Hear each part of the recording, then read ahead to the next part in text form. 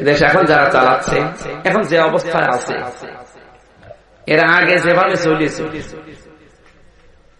যাই হয়েছে আমার মনে হয় সব কিছু বন্ধুদের প্রভাব। রাম বাম ওপরে বসে বসে বন্ধুত্ব করে খালি পিন দিয়েছে, ওই পিন মতো কাজ হয়েছে। আপনি একটা আলেমকে যদি দোষ করে মেরে ফেলে এতটুকু, কিন্তু বন্ধুর প্রভাব কি আমি আজকে স্পষ্ট এই আয়াত দিয়ে, সূরা মায়েদার 55 নম্বর আয়াত, গুরুত্বপূর্ণ একটা বিষয়, মাথা ঠান্ডা করে এদিকে মন দিয়ে শোনা লাগবে। কালকে থেকে যেন এটা ইবাদত হিসাবে গণ্য হয়ে যায়। জবান ছেড়ে দিয়ে আগে কোরআনের আয়াতটা পড়ে নেন। আউযু বিল্লাহি মিনাশ শাইতানির রাজীম। বিসমিল্লাহির রহমানির রহিম। ইন্নামা ওয়ালিয়ুকুমুল্লাহু ওয়া রাসূলুহু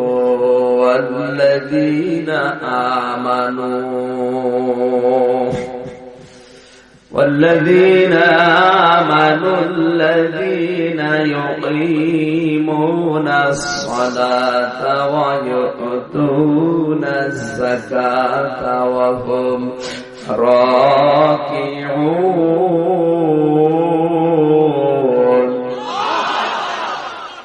সূরা মায়েদা। মায়েদা মানে কি? দস্তরখানা। মায়েদা মানে দস্তরখানা। তামাম পৃথিবীটা আল্লাহ দস্তরখানা বানিয়ে দিয়েছে, খাবার দিয়ে আল্লাহ ভরে দিয়েছেন তামাম দুনিয়ায়। সাগরে যাবেন মাছ পাবে, ডাঙ্গায় থাকবেন সরিষা পাবে। এখন মায়েদা শব্দের ব্যাখ্যা করা তো আমার উদ্দেশ্য না, আমার উদ্দেশ্য বন্ধু। কি বন্ধু? বন্ধুর প্রভাব পৃথিবীতে সবচাইতে বেশি মানুষের উপরে পড়ে। তার বাস্তব প্রমাণ ফেরাও। ফেরাউনের পুরা জীবনী পড়ে দেখেছি, ও লোকটা এত খারাপ ছিল না, ও খারাপ হয়েছিল ওর বন্ধু হামান টাক। এই টাকের কথা বলছি। আজ পৃথিবীতে যাদের বন্ধু হামানের মতো টাক, ওদেরও ফেরাউনের মতো পরিণতি হবে। আপনি কি মন খারাপ করছেন? দরকার না, আপনার বন্ধু তো আর হামান টাক না। আপনার কে কে বন্ধু হবে আবার আল্লাহ আজকের আয়াতে জানাবে। আমরা কোরআন থেকে ওইরকম বন্ধু নির্বাচন করবো ইনশাআল্লাহ। আল্লাহর নবী বলেন, পৃথিবীতে আমি যদি আল্লাহ বাদে আর কাউকে বন্ধু হিসাবে গ্রহণ করতাম তাহলে আবু বকরকে বন্ধু হিসাবে গ্রহণ করতাম। যেহেতু আল্লাহ আমার সবচেয়ে বড় বন্ধু, এজন্য দুনিয়াতে আমার আর বন্ধুর প্রয়োজন নেই। এরপরও আমার শ্রেষ্ঠ বন্ধু আল্লাহর পরে আবু বকর। জোরে বলেন। এই জন্য নবীজির অধিকাংশ গুনাহগান হযরতে আবু বকরের ভেতরে ছিল। বন্ধুর প্রভাবটা জীবনে বেশি পড়ে। এই ফেরাউন ছোটবেলা থেকে ডান পিটে ছিল, অত্যাচার জুলুম নির্যাতন করত মানুষের উপরে। ডান পিটে মানুষ এমনি মানুষকে আন্দাজে এক ঘুষি মেরে দেয়। এমন কোন দিন নেই ফেরাউনের মা বাবার কাছে 2-4টা মামলা আসতো, অভিযোগ।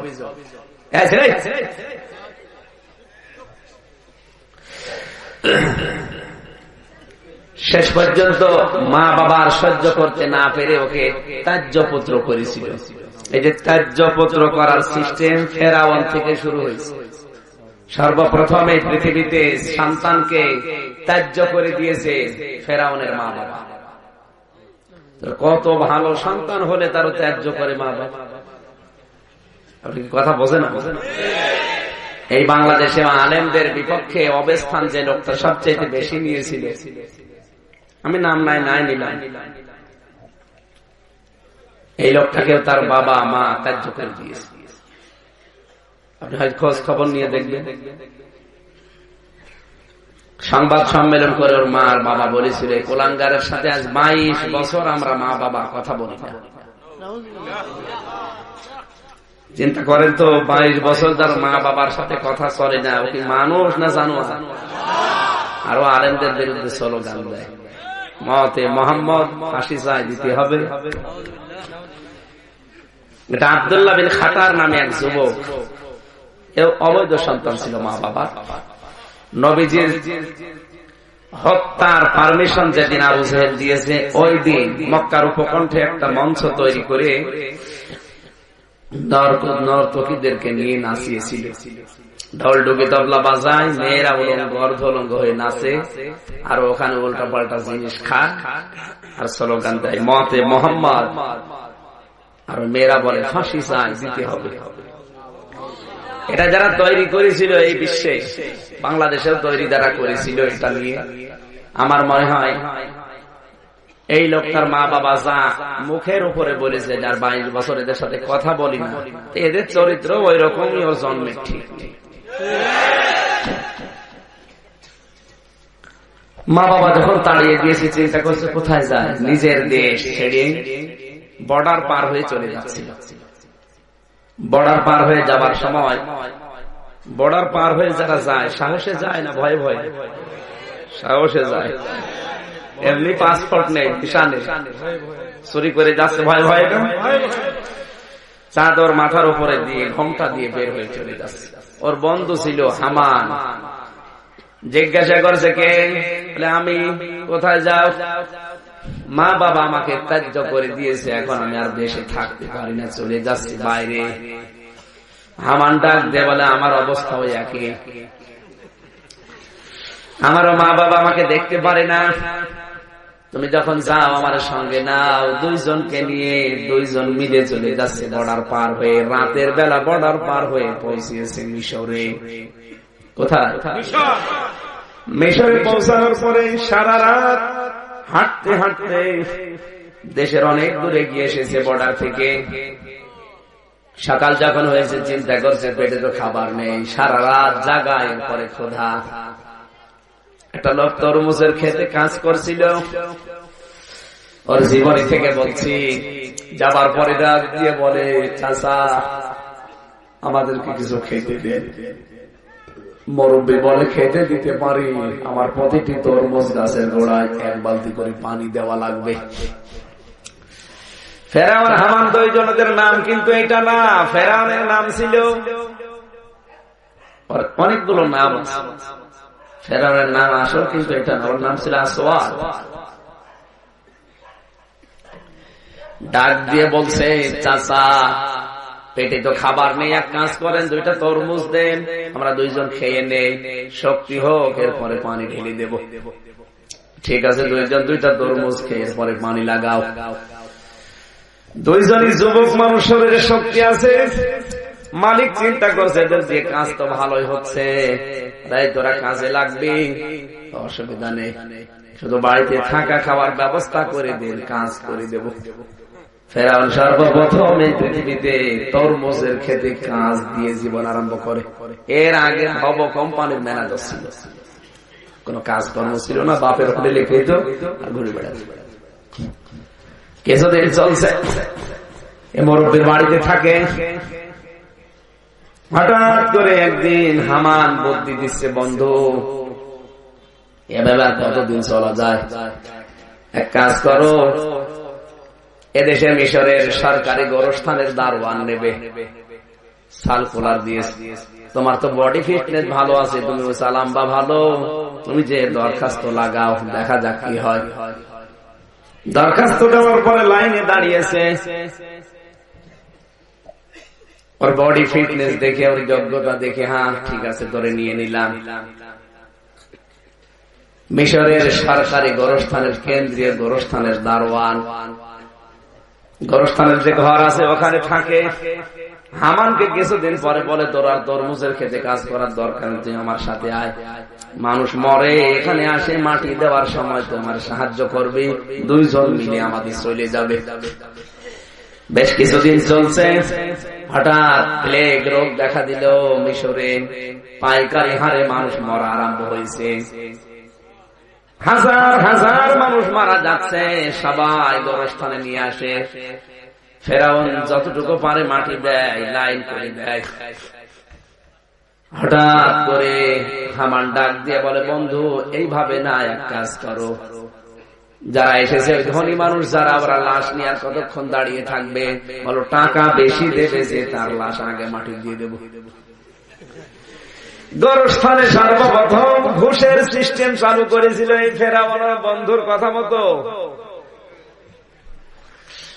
আমি কিন্তু ভাসুরের নাম ধরতে পারি না, আমি নাম জানি ভাসুর, কিন্তু নাম ধরা কেমন যেন লাগে, বিয়াদবি, দরকার নেই। আপনি কি কথা বোঝে? ফেরাউন সর্বপ্রথম গোরস্থানে মরা মানুষ নিয়ে রাজনীতি শুরু করেছে। ঘুষের সিস্টেম চালু করে টাকা যে বেশি দেয় তাদের আগে মাটি দিয়ে দেয়। 10 টাকা নেওয়ার কথা সেখানে 10,000 টাকা, কারণ লাশ নিয়ে কোটি কোটি টাকার মালিক কতক্ষণ দাঁড়িয়ে থাকবে, দেখ ও টাকা দিয়ে আগে টাকা দেয়, মাটি দিয়ে দেয়। কয়েকদিনের ভেতরে এত টাকার মালিক হয়ে গেল।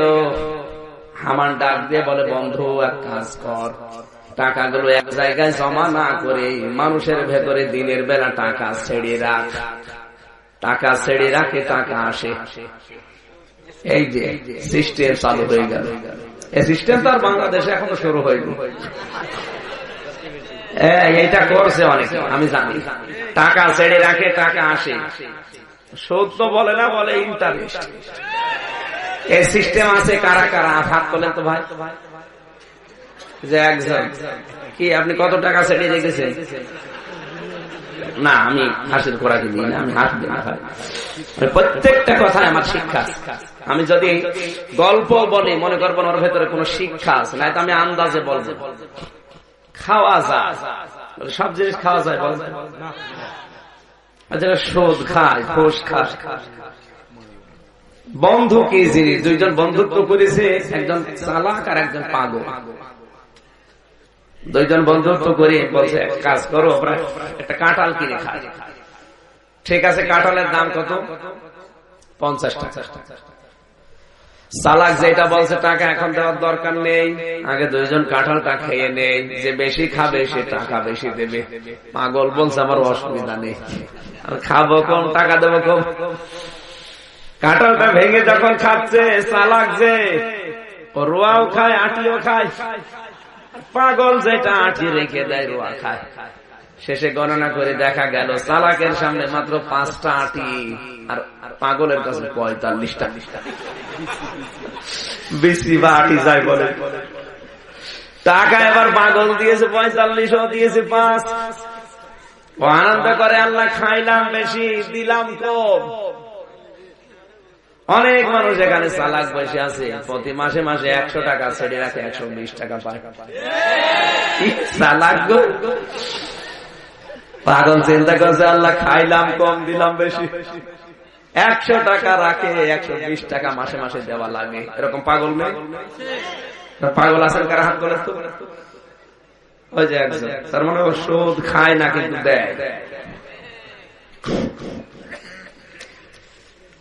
একজন তো মনের দুঃখ, আমি কি করলাম, ওর সাথে বন্ধুত্ব করে আমি এত লস। আর একজন আনন্দ করে, যা পাগল একটা পেয়েছিলাম, মন মতো খেয়েছি। কিন্তু বিজ্ঞান এখন বলছে, চিকিৎসা বিজ্ঞান, যে কমপক্ষে 5টা জিনিস পেটে গেলে হজম হয় না, তার ভেতরে কাঁঠালের আটি। আপনি যত কিছু খান, ও হজম করার কোনো বুদ্ধি নেই। বাড়ির দিকে যাচ্ছে, পেটের ভেতরে তো হজম হয়, গড় গড় করে, আর উপরে মেঘ, ওইটাও গড় গড় করে। এই দুই গড় গড়। চিন্তা করছে কি করি, তাড়াতাড়ি পায়খানায় যাবে না, ওর ঘরের পেছনে এক মাছা ছিল, মাছা দিছে, ওই কাজ করি। পেটে তার কিচ্ছু নেই, খালি, এসে ঘুমিয়ে আছে। সারা রাত বৃষ্টি হয়েছে। সকালবেলার বউ রান্না করতে গিয়ে দেখে ডালায় কোনো তরকারি নেই। জ্বালানা দিয়ে মাছার উপরে তাকিয়ে দেখে লাউ কদু কিছু আছে নাকি, তাও নেই। যেই নিচের দিকে তাকিয়েছে, দেখে এক ঢিপ কাঁঠালের আটি। ডাক দিয়ে বলছে, আল্লাহ তুমি মনে হয় বরকত দিয়েছো। তাড়াতাড়ি এগুলো তুলে নিয়ে এসেছে, গরম পানি দিয়ে সিদ্ধ করে ভর্তা করে ওর সামনে দিয়েছে। ও বিসমিল্লাহ ছাড়াই তুই থালা খেয়েছে। খাবারের পরে তো সারা রাত পেটে খাবার নেই। খাবারের পরে মনে আসছে, আমি এই যে কাঁঠালের আটি, তুই তো কাঁঠাল কিনি নাই। ডাক দিয়ে বলছে, ও গো তুমি কাঁঠাল পেলে কোথায়? এবছরে তোমার কাঁঠাল কিনা হয়নি। তুমি কাঁঠাল কেন নাই, তাতে কি হয়েছে? শুকরিয়া আদায় করো। শুকরিয়া তো আদায় করবো, তুমি পেলে কোথায়? আমি মাছার কাছে গিয়ে সকালে দেখি তরকারি নেই, ডালায়ও নেই। যেই মাছার নিচে তাকিয়েছি, স্বামী বলছে ওয়াও, বউ বলছে ওয়াও করো কেন? স্বামী কপালে হাত দিয়ে কান দিয়ে আর বলে, আল্লাহ তুমি এক জিনিস কয়বার খাওয়াবা? কিছুক্ষণ আগে খাওয়া যায়, সবকিছু খাওয়া যায়, বলেন খাওয়া যায়? আর যারা সুদের টাকা এভাবে খাচ্ছেন, আমার মনে হয় ওই এক জিনিস দুইবার করে খাচ্ছে। কথা বলে না কেন? ওটা তো ভালো, ওর চাইতে নিকৃষ্ট। যারা সুদের টাকা খাচ্ছেন, নিজের মায়ের সাথে কমপক্ষে আপনি 33 বার জিনা করেছেন। আস্তাগফিরুল্লাহ, নাউযুবিল্লাহ। ফটো ফেলার দরকার না। এই কথা বলেন ভাই, যে মায়ের পেট থেকে আসলেন, ওই মায়ের সাথে 33 বার জিনা করার গুনাহ হয় 1 টাকা পরিমাণ যদি কেউ সুদ খায়। আজ যাদের দুনিয়ায় কোটি কোটি কোটি কোটি টাকা, এগুলো সব তো জিবরাইল দিয়ে যাচ্ছে না, সুদের সাথে সব জড়িত, অধিকাংশ। এভাবে আপনি টাকা ইনকাম করে এভাবে খাচ্ছেন, একটু জিজ্ঞাসা করবেন তো যে কাঁঠালের আটি পেলে কোথায়? বলবে শুকরিয়া দেখেন। কথা বলছে না? তখন মুখে হাত দিয়ে কপালে থাপড় দিয়ে বলা লাগবে যে আল্লাহ এক জিনিস আর কয়বার খাবো?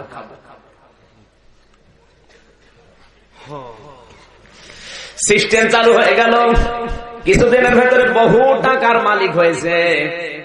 হামান বুদ্ধি দিচ্ছে, বন্ধু এই যে দেশের যিনি আছে দায়িত্বে, তুমি তো সরকারি চাকরি করো, দায়িত্বে যিনি আছে তার সাথে একটু দেখা করার ব্যবস্থা করো, তোমাকে আর একটু উপরে নেয় কিনা। ওর বডি ভালো ছিল, চেহারা সুন্দর ছিল, ওর জীবনের ভেতরে চেহারার বর্ণনা আছে, খুব সুন্দর চেহারা ছিল ফেরাউনের। কিছুদিন যাবার পরে দেশের দায়িত্বে যিনি আছে জাহিজ মন্ত্রী, ওই দেশের প্রধান যিনি, তার নাম তৈমুর। ফল ফলাদি কিছু ফুল নিয়ে দেখা করতে গেছে। ওর চেহারা দেখলেই মানুষ কেমন যেন হয়ে যেত। আল্লাহর ইশারায় কিছুদিনের ভেতরে দেশের প্রধানমন্ত্রী যিনি আছেন তৈমুর মারা গেল হার্ট অ্যাটাক করে। হার্ট অ্যাটাক করে মারা যাওয়ার পরে হামান বুদ্ধি দিচ্ছে, বন্ধু এই যে লোকটা জাহিজ নামে, এত চতুর না, এত চালাক না, এক কাজ করো, যে কোনো কায়দায় দুনিয়া থেকে বিদায় করে দাও। হামানের বুদ্ধিমতো এই লোকটাকে একদিন সুযোগ বুঝে দুনিয়া থেকে বিদায় করে দিল। লাশটা নিজেই জনসম্মুখে নিয়ে কান্নাকাটি আরম্ভ করেছে। আহারে কে মেরেছে দেশে? আশ্চর্য হয়ে গেল সবাই। খুনের তদন্ত করো, 3 দিন পার হয়ে গেল, কিছুই হয় না। শেষ পর্যন্ত মাটি দিয়ে মায়া কান্না করে নির্বাচন হবে তাহলে দেশে। অত আগে ওই যে নিজের টাকাগুলো বিভিন্ন মানুষকে দান করে করে মানুষের মন জয় করে নিয়েছিল, কারণ টাকা তো বৈধ না, সব অবৈধ টাকা। কোটি কোটি টাকা মানুষের ভেতরে রাতের বেলা গভীর রজনীতে বিভিন্ন মানুষকে দিয়ে দিয়ে মানুষের মনটাও জয় করে নিয়েছিল। কার কথা বলতো? বন্ধু হামানের। কার? ডাক দিয়ে বলছে, তোর জনপ্রিয়তা ভালো আছে, যারা দাঁড়াচ্ছে তুইও দাঁড়িয়ে যা। দাঁড়ানোর পরে ভোট হয়েছে, শেষ পর্যন্ত সবচাইতে বেশি ভোট পেয়েছে এই ফেরাউন। ভোট পাওয়ার পরে প্রধানমন্ত্রীর দায়িত্ব নিয়েছে। কয়েকদিন শোক পালন করার পর মন্ত্রী পরিষদ গঠন করে বিভিন্ন দায়িত্ব বিভিন্ন জনকে দিয়েছে, কিন্তু 5টা গুরুত্বপূর্ণ দায়িত্ব নিজের হাতে রেখে দিয়েছে, কাউকে দেয়নি। তার ভেতরে 1 নম্বরে স্বরাষ্ট্রমন্ত্রী, এ কাউকে দেয়নি। ওর বন্ধু হামান তো যে গোরস্থান, দারোয়ানের গোরস্থান ওর ঘরে আছে। কিছুদিন পরে ওরে ডাক দিয়ে বলছে, তোর আর এভাবে করা লাগবে না, তুই ফিরে আয়, তোরে আমি একটা বড় দায়িত্ব দিয়ে দেব। একেবারে বানিয়ে দিয়েছে দেশের স্বরাষ্ট্রমন্ত্রী। চলছে বেশ কিছুদিন চলার পরে হামান বুদ্ধি দিচ্ছে, বন্ধু এভাবে হবে না, তোরে আরো উপরে ওঠা লাগবে। ফেরাউন বলে, আর কত? বাড়ি থেকে দায়িত্বপুত্র হবার পরে তরমুজের খেতে কাজ নিলাম, ওখান থেকে সরকারি গোরস্থানের দারোয়ান, এরপর থেকে ভোট, এরপর থেকে প্রধানমন্ত্রী, দেশের তো সর্বোচ্চ পর্যায়ে আছে, আবার উপরে কি? হামান বলছে না, তোর এবার একটা দায়িত্ব দেওয়া হবে, তুই ঘোষণা দিবি আনা রব্বুকুমুল আ'লা, আমি বড়। আমি খুব ভালো করে ফেরাউনের পুরা জীবনী পড়েছি, ওই এত খারাপ ছিল না। চিন্তা করেছিল তরমুজের ক্ষেতের কর্মচারী থেকে এসেছি প্রধানমন্ত্রীর জায়গায়, আবার কোথায় উঠবো? কিন্তু এই জায়গায় নিয়ে যাওয়ার জন্য সবচেয়ে বেশি ধোঁকা দিয়েছিল ওর বন্ধু হামান। এখানে থাকলে হবে না, আরো উপরে ওঠা লাগবে, রব দাবি কর।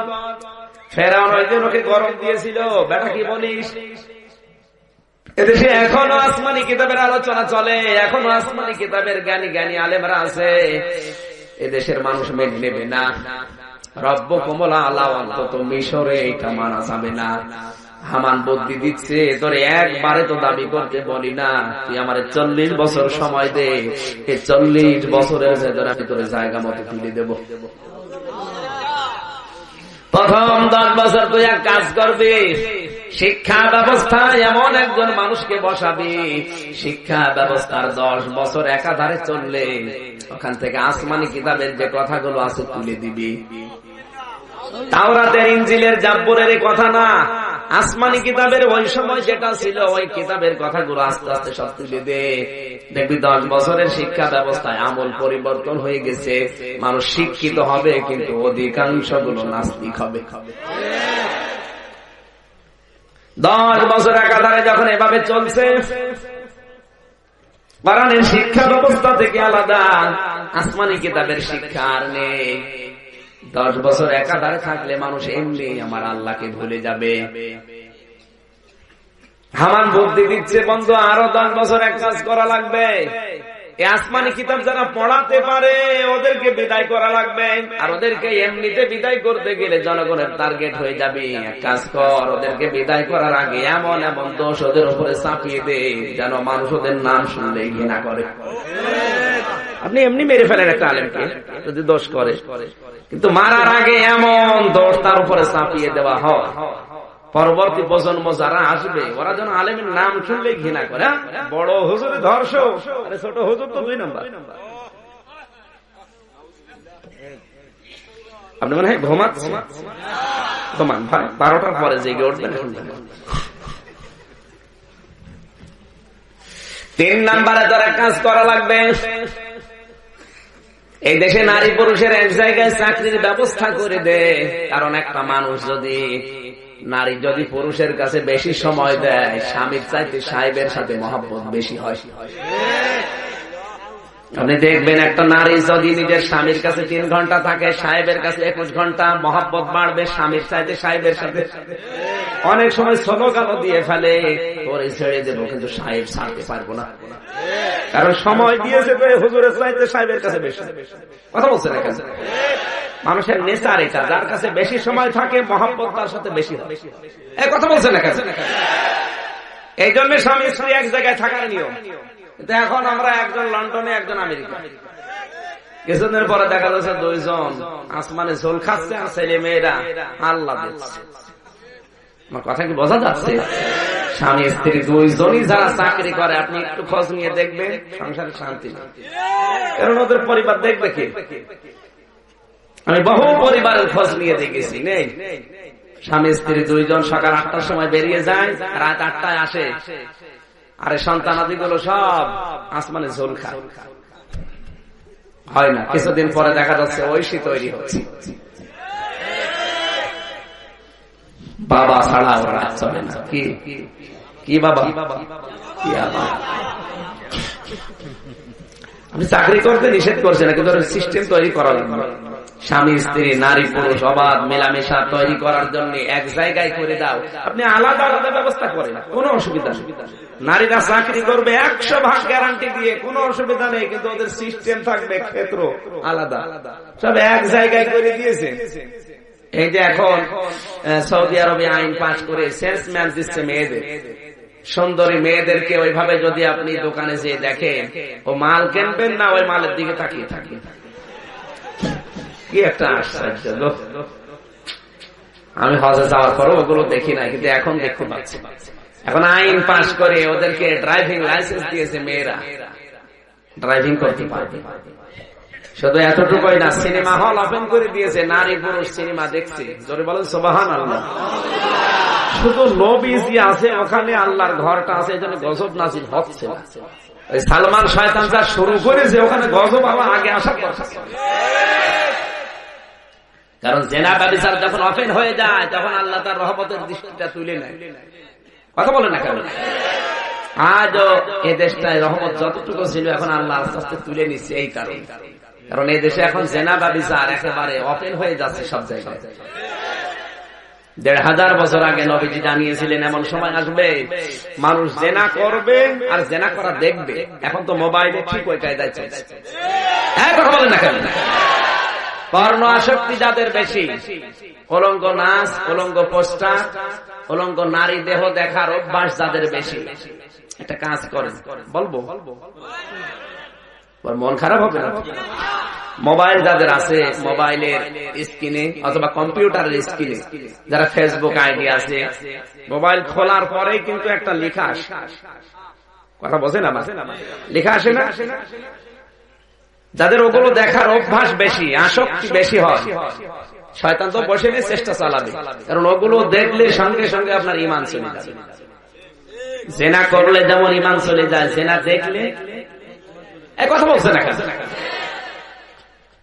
কোন মানুষ যখন মদ খায় তখন কিন্তু তার ভেতরে ঈমান থাকে না, ঈমানটা বাইরে থাকে। ও যখন মদ খাওয়ার পরে ফিরে আসে, সুস্থ হয়, তখন তার ভেতরে ঈমান আসে। যখন মানুষ জেনা করার জন্য উদ্বুদ্ধ হয় ওই সময় তার কাছে আর ঈমান থাকে না, ঈমান দূরে থাকে। যখন জেনা করা হয়ে যায় তখন ঈমানটা ওর ভেতরে আসে, তখন ওর বিবেক নাড়া দেয়, না এই কাজটা করা ঠিক হয়। কথা বলে না কেন? আমি কি বেশি বলছি না ঠিক বলছি? ঠিক। জেনা করার সময় কখনো ঈমান থাকে না, শয়তান ওরে দখল করে নেয়, করাই লাগবে। যে কোনো কায়দায় ওরে কাজটা করাবে। কাজ করার পরে যখন ঈমান ফের ভেতরে চলে আসে তখন ওর বিবেকটা নাড়া দেয়, না কাজটা তো ঠিক হয়নি। শয়তান তখন দূরে চলে যায়, তখন হাসে, কাজ আমি করে দিয়েছি, ওরে ধ্বংস করে ফেলছি। কথা বলে না কেন? এরকম হয় না? মোবাইল যাদের আছে, ইন্টারনেট ব্যবহার যারা করে, ইউটিউব, টিউবম্যাট এগুলো যারা চালায়, ফেসবুক, আমার মনে হয় খুললে ওই রকম মন যাদের আছে। আমি কি বেশি বলছি নাকি? দেখতে মনে বলে না? একটা কাজ করে রাখবেন, 7টা কাজ আছে, একটা বলছি। মোবাইলের স্ক্রিন যখন আপনি মোবাইল খুলবেন, ইউটিউবে যাবেন, টিউবম্যাটে যাবেন, ফেসবুকের আইডিতে যাবেন, খোলার পরে যে একটা ছোট্ট লেখা আসবে, ওই লেখাটা আপনি সেভ করে দেবেন, আল্লাহ আমাকে দেখছে।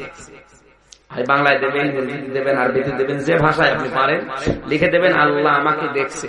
খোলার পরে দেখবেন আল্লাহ আমাকে দেখছে। অন্তত আপনি আল্লাহর সরিষা পরিমাণ ঈমানও যদি আপনার থাকে, অন্তত আপনাকে বাঁচিয়ে পারা যাবে না? কারা কারা পারবেন হাত তোলেন তো?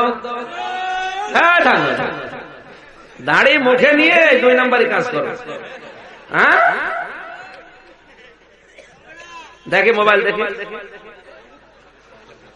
হাত নামা, আগে মোবাইল দেখে, দেখে মোবাইল দেখে কি আছে আপনার মোবাইলে, কি আছে? আপনার হাত তুলছেন কোন কাজ? আমি বললাম আর হাত তুলবেন আপনি, বুঝে শুনে হাত তোলা থাকবে না।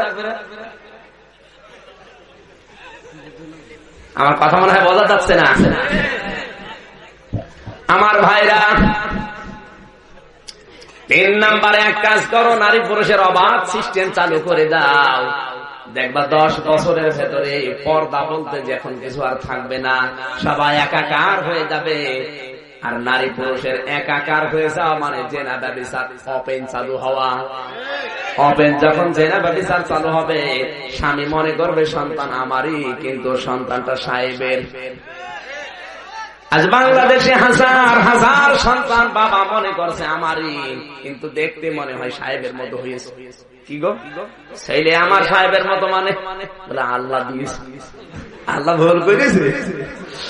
সেই ওর বাবার মতো হওয়া দরকার, বাবার মতো হয় না, হয় সাহেবের মতো। কথা বলে না কেন? আপনি চলেন, আমি এখনই দেখাবো ঢাকা। আজ হাজারো ছেলে মেয়ে সব হচ্ছে সাহেবের মতো, বাবার মতো হয় না। হাসতেছে, দুঃখ করা দরকার। সিস্টেম চালু করেছিল হামানের বুদ্ধিমতো ফেরাও। হামান কি ছিল ফেরাউনের? আরো জোরে, আরো জোরে, খুব গুরুত্বপূর্ণ জিনিস এটা। হামান ডাক দিয়ে বলে, বন্ধু আর 10 বছর বাকি আছে, এক কাজ করো, তুমি যে রব আনা রব্বুকুম আলা এটা বললেই মেনে নেবে তা না, এক কাজ করো, অনেককে মানবে, অনেককে মানাতে বাধ্য করা লাগবে। সুতরাং মানুষকে বাধ্য করতে হলে ক্ষমতা লাগবে, পাওয়ার লাগবে, প্রশাসন লাগবে। এই যে 10 বছরে যত জারজ তৈরি হয়েছে, প্রায় 12,000 জারজ সন্তান তৈরি হয়েছিল। ওই 12,000 সন্তানকে নিয়োগ দিয়ে তুমি প্রশাসনের ডান হাত বানিয়ে নাও, যে মানবে না তাকে দিয়ে পিটিয়ে মানাবা। সিস্টেম আমার মনে হয় পৃথিবীতে অনেক দেশে এখন আরম্ভ হয়ে গেছে। আল্লাহ বাঁচিয়েছে যে আমাদের দেশে এখনো শুরু হয়নি। অত কথা বলার দরকার নেই, চুপ করে। শেষ পর্যন্ত হামানের বুদ্ধিমতো 40 বছরের টার্গেট নিয়ে ঘোষণা দিল আনা রব্বুকুম আলা, যে মেনেছে তাকে ছেড়ে দিয়েছে, যে মানে না নিজের স্ত্রী তাকেও ছাড়ে না। কথা বলেন, নিজের স্ত্রীকে এত অত্যাচার পৃথিবীতে ফেরাউন করেছে। আমি কত মহিলার জীবন পড়েছি, কিন্তু আসিয়ার জীবন পড়তে গেলে আমার কান্না আসে। কারণ এত অত্যাচার দুনিয়ায় কোন স্বামী তার স্ত্রীকে করতে পারে আমি দেখিনি। মা বোন যারা এসেছেন, এবার আপনাদেরকে একটা শিক্ষা দেয় এখান থেকে। আজ পৃথিবীতে কত মহিলা আপনার আদর্শ, কত মহিলাকে আপনি অনুসরণ করে চলেন। ক্যাটরিনা কাইফ, এরপরে ভারতের সিরিয়ালের মহিলারা যারা আদর্শ হয়, কিরণমালা কটকটি। আপনার আদর্শ হবে 4 জন। কয়জন? 1 নাম্বার আমার আল্লাহ যাদেরকে আদর্শ বানিয়েছেন, হযরতে মারিয়াম। আরো জোরে বলেন, মারিয়াম বানাল্লাতি ইমরা ওয়া মারিয়াম ইমরানাল্লাতি। সূরা মায়েদ আল্লাহ তাআলা বলেন, মারিয়াম বানাতা ইমরানাল্লাতি আহসানাত ফারজাহা ফানাফাখনা ফীহি মির রূহিনা ওয়া সাদাকাত বিকালিমাতি রাব্বিহা ওয়া কুতুবিহি ওয়া কানাত মিনাল কানিতিন। সূরা তাহরিমের 12 নম্বর আয়াতে আল্লাহ মরিয়মের সম্পর্কে আয়াত দিলেন, প্রশংসা করলেন। ইমরানের মেয়ে মারিয়াম, তাকে আমি কামালিয়াত দিয়েছিলাম, তাকে আদর্শ করে দিলাম তামাম দুনিয়ার নেককার মহিলাদের জন্য। কেন জানো? এই মহিলাটা নিজের সতীত্ব হেফাজত করেছিল, এমন ভাবে নিজের ইজ্জতকে আবরুকে হেফাজত করে রেখেছিল। আমার আল্লাহ খুশি হয়ে বাবা ছাড়াই দুনিয়ায় একজন মানুষকে সন্তান দিয়েছেন, তার নাম মারিয়াম। আর আমাদের হাজার হাজার মেয়েরা বিয়ের আগে সন্তানের মা হয়ে যাচ্ছে। বিয়ের আগে যৌবন বিক্রি করা সারা। কথা বলেন না কেন? অধিকাংশ কলেজ বিশ্ববিদ্যালয়ের মেয়েদের এখন আর ভালো মানুষ বিয়ে করতে চাচ্ছে না, কারণ যারা জানে যে এদের যৌবন বিক্রি হয়ে গেছে, বিয়ে করে করবে কি? সম্মানিত মা বোনের, আপনার আদর্শ তো হওয়া দরকার ছিল হযরত মারিয়াম। তিনি তার লজ্জাস্থানকে, এই যৌবনকে, এই যৌনাঙ্গকে হেফাজত করেছিলেন এমন ভাবে আল্লাহ নিজে প্রশংসা না করে পারেননি। আপনার চরিত্রটা আপনি সংশোধন করে রাখেন, আপনার যৌবনকে হেফাজত করেন। বয়ফ্রেন্ড, গার্লফ্রেন্ড, এরকম ফ্রেন্ড বাদ দেওয়া লাগবে, এটা হারাম। কোথায় পেয়েছেন? বিয়ের আগে বয়ফ্রেন্ড। মেয়েদের জন্য বয়ফ্রেন্ড বিয়ের আগে জায়েজ নেই, ছেলেদের জন্য বিয়ের আগে গার্লফ্রেন্ড জায়েজ নেই। কথা বলেন না কেন? এটা ইহুদি খ্রিস্টানদের কাছ থেকে মানুষেরা নিয়েছে। যার সাথে আপনার জীবনের সাদৃশ্য মিলবে, কিয়ামতের দিন আপনি তার সাথে থাকবেন। বাইরের দেশের লেখাপড়া কালচার গুলো এই দেশে এখন মেলানো হচ্ছে। ওই দেশে আমেরিকায় লেখাপড়া করতে গেলে বয়ফ্রেন্ড গার্লফ্রেন্ড ছাড়া হয় না। বাবার সামনে একটা মেয়ে ঘুরছে অবৈধ সন্তান পেটে নিয়ে, কিচ্ছু বলার নেই। ছেলে মদ খেয়ে গিলাস থেকে বের হয়ে বাবার সামনে আসবে, কিচ্ছু বলার নেই। ওই সিস্টেম এখন অনেক মানুষ চালু করার ধান্দায় আছে।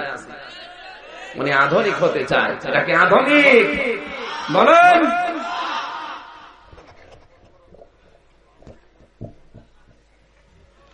আমার ভাইরা, কোরআনে কারীম হযরতে মারিয়ামের প্রশংসা করেছেন, 2 নম্বরে প্রশংসা করেছে হযরতে আসিয়ার। মা বোন যারা এসেছেন, আপনাদেরকে নবীজি জাহান্নামে দেখেছেন বিশেষ করে 2টা কারণে। 1 নম্বরে মেয়েরা কারণে অকারণে মানুষকে বরদোয়া দেয়, লানত করে। 2 নম্বরে সবচেয়ে বেশি মেয়েরা জাহান্নামে যাবে স্বামীর নাফরমানি করার কারণে। আর আসতে বলেন, 1 নম্বরে লানত করার অভ্যাস মেয়েদের বেশি। সম্মানিত মা বোন যারা এসেছেন, এই অভ্যাস যাদের আছে এই মুহূর্তে তওবা করেন, নয়তো আপনি যতই নামাজ পড়েন, রোজা রাখেন, পর্দা করেন, আপনাকে আল্লাহ জাহান্নামে দিয়ে ছাড়বে। 2 নম্বরে স্বামীর প্রতি, এই যে স্বামী সারা জীবন সবকিছু ঠিকঠাক দিয়েছে, যদি একটা সাবান একদিন কম হয় এমন বরদোয়া দেয়, লানত পর্যন্ত দিয়ে দেয়। তোর কাছে এসে জীবনে কিছু পেলাম না, জোরে বলেন নাউজুবিল্লাহ। আসিয়ার দিকে তাকান, এত অত্যাচার চলছে, তাকে রব মানানোর জন্য হাতের ভেতরে পেরেক পর্যন্ত ফেরাউন লাগিয়েছে। ও মা, আপনার স্বামী তো এত কঠিন না। এরপরও হযরতে আসিয়া জীবনে যতদিন তিনি বেঁচে ছিলেন কোনদিন স্বামীর হক নষ্ট করেন নাই। আর আপনি ভালো স্বামী, তার নিজের প্রয়োজনে ডাক দেয়, আর আপনি নিজে হাঁস মুরগি খাবার দিয়ে ব্যস্ত, স্বামীকে ডোন্ট কেয়ার, দামই দেয়। এরকম বউ আছে কার হাত বলেন তো?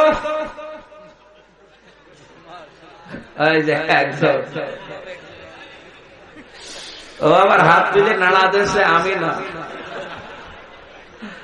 না, আপনি না হলে তো ভালো, কিন্তু যেই লোকটার দাম দেয় না সে টের পাচ্ছে যে কোন জাহান্নামে আছে।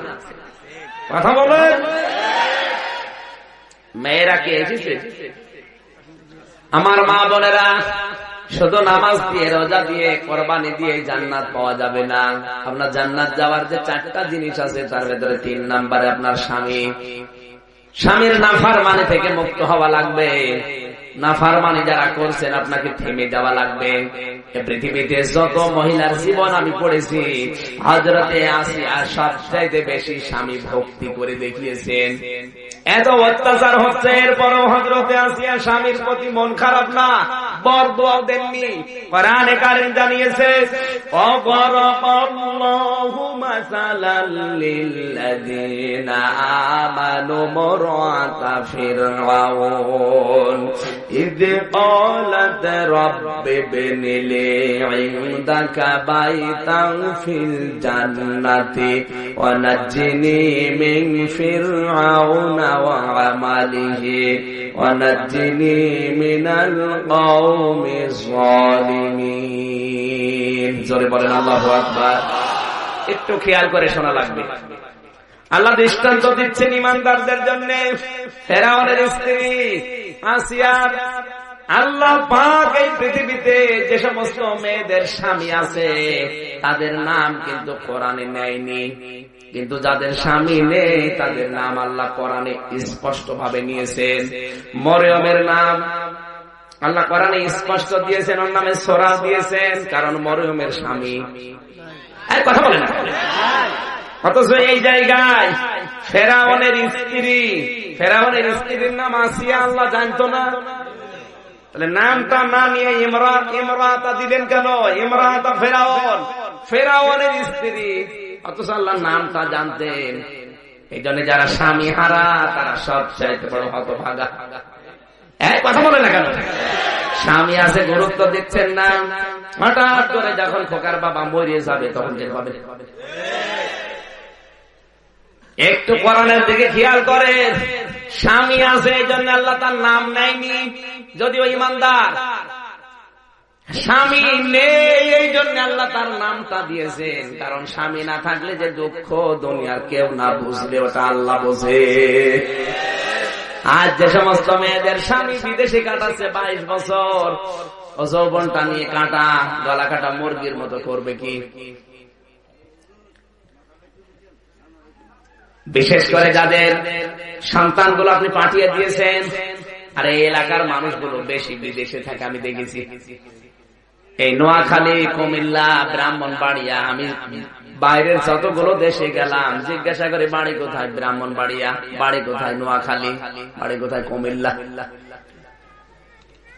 আপনার টাকা পয়সায় সব হয়ে গেল, ছেলেটাকে পাঠিয়ে দিয়েছে, আমি নিষেধ করছি না দেন, কিন্তু নিয়ে আসেন মাসে মাসে, 6 মাস 1 বছর পরে দিয়েছে আল্লাহর রাস্তায়, 22 বছর পরে একবার নিয়ে আসবে। আর পুত্রবধূ বিয়ে দিয়ে কি করলেন আপনি, রেখে গেলেন, কি করবে, কথা বলছেন? এরকম পরিবার দেশে নেই। এখানে যারা ছেলেকে বিদেশে পাঠিয়ে দিয়ে আপনি তসবিহ টেপছেন মনে মনে, এগুলো আমি নিচে নামতে পারলাম না, তাই আশা করে আপনি বুঝেছেন। আরে ভাই, টাকা পয়সা দিয়ে কি করবেন? আপনার পুত্রবধূ যদি জেনায় লিপ্ত হয়ে যায়, ও যদি অন্যের হাত ধরে কোনো সময় চলে যায়, যা পাঠাচ্ছে আপনার ছেলে, ও যদি অন্য কারো ব্যাংকে জমা করে, আপনি টাকা দিয়ে করে করবেন। 6 মাস 1 বছর পরে বাড়িতে নিয়ে আসার ব্যবস্থা করে, 1 মাস 1.5 মাস থাকে, এরপরে আবার যা, অসুবিধা একেবারে রাহেলিল্লাহ দিয়ে। সৌদি আরবে আমি হজ করার সময় একটা জিজ্ঞাসা করলাম, বাড়ি কোথায়, ব্রাহ্মণবাড়িয়া। কোন থানায়? কসবাই। কয় বছর আছে? 11 বছর চলছে। বাড়ি যাবেন? এখনো 11 বছর পরে, 22 বছর পরে বাড়ি যাবে। আপনার বউ বিয়ে করে রেখে চলে গেছে, তো দেখবে কে? সব আল্লাহর উপরে ছেড়ে দিচ্ছে, আল্লাহ দেখবে। এটা আশ্চর্য, থানার মানুষ গো। ওই লোকে আমরা নিয়ে গেছিল মদিনা থেকে মক্কা, আবার মক্কা থেকে জেদ্দা, মাঝে মাঝে মাহফিল করতাম ওখানে, ও নিয়ে যেত। দেখে মনে হচ্ছে যে আসমান থেকে পালিয়ে এসেছে, আল্লাহর ওলি। কিন্তু বউ রেখে গেছে 11 বছর। আরো বলছে 11 বছর পরে দেশে যাব, তারপরে ওর জীবন যৌবন শেষ, ওই সে করবে কি? কথা বলছেন, কি বলছেন? ঠিক আছে, বুঝতে পারলি আপনি, আন্দাজে না বুঝে বলছে হ্যাঁ বুঝি, কি বলছেন কি? হযরত ওমর রাদিয়াল্লাহু তাআলা আনহু গভীর রজনীতে রাতের বেলায় বের হচ্ছিলেন, হঠাৎ দেখেন গানের আওয়াজ কানে আসে। এত সুন্দর গান বলে কে? তাও গান যৌন উত্তেজনামূলক গান বলছিল মেয়েটা। আল কসদুস সবলি খুলুকুল বায়ানা আও শাউজিদান হুব্বুল হায়াতি। সুর করে বলছে মেয়েলি কণ্ঠ, চিকন গলা, রাতের বেলা, আদো আদো জোসনা। হযরত ওমর ঘরের পেছন দিয়ে যাওয়ার সময় দেখে এত সুন্দর গান, তো গানের অর্থ তো খারাপ। আপনি অর্থ বুঝেছেন? বাংলা অর্থ হচ্ছে, প্রাণ বধুয়ারে আমার যৌবন শুকিয়ে গেল, তুমি একবারও আসলে না।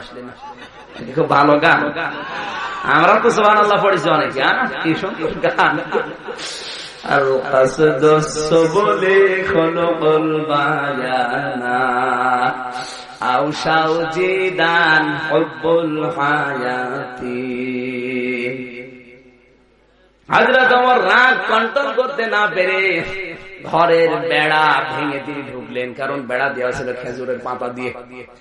যে দেখে হযরত ওমর মনে করছিলেন এই মেয়েটা অবশ্যই তার প্রেমিককে মাথাটা তার রানের উপরে নিয়ে মনে গান শোনাচ্ছে, এত সুন্দর কণ্ঠ। ঘরের ভেতরে যেয়ে দেখে লম্প জ্বালানো, লাইট, মোমবাতি, হারিকেন বা লম্প আলো বাতি জ্বালিয়ে মেয়েটা নিজের রূপ সৌন্দর্যকে সুন্দর করে আরো সাজিয়েছে, জোরে জোরে গান বলছে। ডাক দেয়, বলে মেয়ে গান বলো কেন?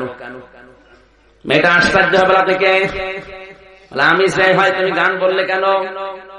মেয়েটা বলে, খালি কে আপনি? আপনাকে চিনি না, আমি গান বলে অপরাধ করেছি মাত্র একটা।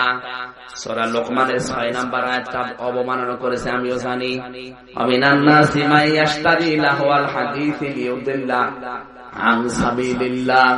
আল্লাহ তাআলা বলেন, যারা অনর্থক কথাবার্তা, গান, ভিডিও, থিয়েটার, সিনেমা, এগুলো টাকা পয়সা দিয়ে কিনে নিয়ে আসে, এগুলো মানুষকে আল্লাহর দ্বীন থেকে দূরে সরানোর ধান্দা। আমি না একটা আয়াত সূরা লোকমানের 6 নম্বর আয়াতটা লঙ্ঘন করলাম, কিন্তু আপনি আমার এই ঘরে পেছন দরজা দিয়ে ঢোকার পরে 3টা আয়াত আপনি লঙ্ঘন করেছেন। সকালবেলা আল্লাহর বান্দা হযরত ওমর, আমার দেশের খলিফা, তার কাছে আমি বিচার দেব আপনার নামে। হযরত ওমর থমকে দাঁড়ালেন, কি বলে আমার নামে বিচার দেবে? বলে মা। এবার মা বলেন কেন? মা বলি আপনাকে এই জন্য যে আপনি বিচার দেবেন অমরের বিরুদ্ধে। অমরের দরবারে 3টা কি কি অপরাধ আমি করলাম বলেন তো আমারে। আমি যে কোরআনের 3টা আয়াত লঙ্ঘন করলাম তো আমি তো খুঁজে পাই না। মেয়েটা বলে কোরআনে কারিমে সূরা বাকারার 189 নম্বর আয়াতে আল্লাহ জানিয়েছেন, ওয়ালাইসাল বিররু বিআন তাআতুল বুয়ুতা মিন যুহুরিহা ওয়ালাকিন্নাল বিররা মান ইত্তাকা ওয়াতুল বুয়ুতা মিন আবওয়াবিহা ওয়াত্তাকুল্লাহা লাআল্লাকুম তুফলিহুন। আল্লাহ তাআলা বলেন ঘরের পেছন দিয়ে দাও, ঢোকার ভেতরে কোনো বরকত কল্যাণ নেই। কোন মানুষের ঘরে ঢুকতে হলে আল্লাহকে ভয় করো আর সামনে দরজা দিয়ে ঢোকো।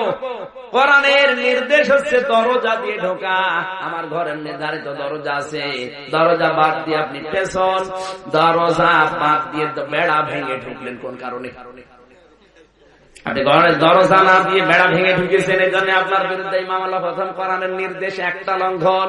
2 নম্বরে কোরআনে কারীম জানিয়েছে, ইয়া আইয়ুহাল্লাযীনা আমানু লা তাদখুলু বুয়ুতান গায়রা বুয়ুতিকুম হাত্তা তাস্তানিসু ওয়া তুসাল্লিমু আলা আহলিহা। সূরা নূরের 27 নম্বর আয়াত আল্লাহ জানিয়েছেন, ঈমানদারেরা নিজের ঘর হোক অন্যের ঘর হোক আগে অনুমতি নিবা, এরপর প্রবেশ করবা। আগে অনুমতি নিবা, সালাম দিবা, এরপর প্রবেশ করবা। আপনি সালামও দেননি, অনুমতিও নেননি, আমার ঘরে যাও, বেড়া ভেঙে ঢুকেছেন, আমি বেড়া পাবো কোথায়? আপনার জন্য আমার 2 নম্বর কোরআনের মামলা এটা। হযরত ওমর বলে, মা আর একটা কি? আল্লাহ পাক জানিয়েছেন সূরা নূরের ভেতরে আছে 61 নম্বর আয়াতে, যখন কোন মানুষের ঘরে প্রবেশ করবা আগে সালাম দিবা। কি করবা? সালামের সিস্টেম এখন আমাদের দেশ থেকে আস্তে আস্তে উঠে গেছে। এখন high high, bye bye, tata, খাই খাই, নাই না, এগুলো চলছে। নবীজি জানিয়েছেন, কোন অবাধ্য সন্তানকে কোন বাবা যদি দিনের ভেতরে রাতের ভেতরে মিলে 25 বার সালাম দিতে পারে, আল্লাহর দয়ায় ওই সন্তানটাকে আল্লাহ বাধ্য করে দেয়। আরো আসতে বলেন ভাই, সালাম দেওয়া না, এগুলো তো নেই। এখানে যারা মুরব্বী মানুষ আছে, আমার মনে অনেক মুরব্বী জীবন পার করে ফেলেছে, আজও বউকে সালাম দেই। লজ্জা করে, যতকে টাকা চাইতে লজ্জা করে না। আজকে যদি ও সালাম চাই, ওর বউ বলবে কি, কালকে তুমি আমার পিটাইলে যৌতুকের জন্য সালাম দাও। কি হয়েছে বলো দেখি, সত্যি করে বলো, তোমারে কে কি পড়িয়ে খাওয়িয়েছে? সালামের সিস্টেম চালু করা দরকার। একবার যদি কেউ সালাম দেয়, 90টা নাকি আল্লাহ তাকে দান করে। আরো জোরে বলেন সুবহানাল্লাহ। সিস্টেম চালু করা যায় না আজকে থেকে? নিজের মায়ের ঘরেও সালাম বাদ দিয়ে, অনুমতি বাদ দিয়ে ঢোকা জায়েজ নেই। কারণ আপনার মা কি অবস্থায় আছে আপনি তো জানেন না। এই কথা বলেন না কেন ভাই? এগুলো নেই, নিজের বাড়িতে ঢোকা জায়েজ নেই, আর অন্যের বাড়ি কিছু না বলে আন্দাজে ঢুকে চলে যায়, অথচ সেটা ফরজ। অনুমতি নেওয়া, সালাম দেওয়া কি? লা তাদখুলু বুয়ুতান গায়রা বুয়ুতিকুম হাত্তা তাস্তানিসু ওয়া তুসাল্লিমু। অনুমতি নিবা, সালাম দিবা, এরপরে 3 বার ডাকার পরে, সালাম দেওয়ার পরে যদি উত্তর না আসে, আল্লাহ বলেন ফারজিউ, ফিরে যাও। মনের ভেতরে এই কষ্ট নিও না, এত দূর থেকে আসলাম, আরে বেটার অহংকার, সালামের উত্তরও দেয় না, আসেও না। আরে ভাই, আপনি তো জানেন না কোন জাহান্নামে আছে, বলছে কোন অশান্তিতে আছে, আপনি তো টের পাচ্ছেন না। আপনি তো নয় 2 কিলো হেঁটে এসেছেন, আর ওর পরিবারে তো জাহান্নামের আগুন জ্বলছে। আল্লাহর নির্দেশ ফারজিউ যদি বলে হয়, এখন কথা বলার মন মানসিকতা নেই, আপনি ফিরে যান, ফিরে আসবেন।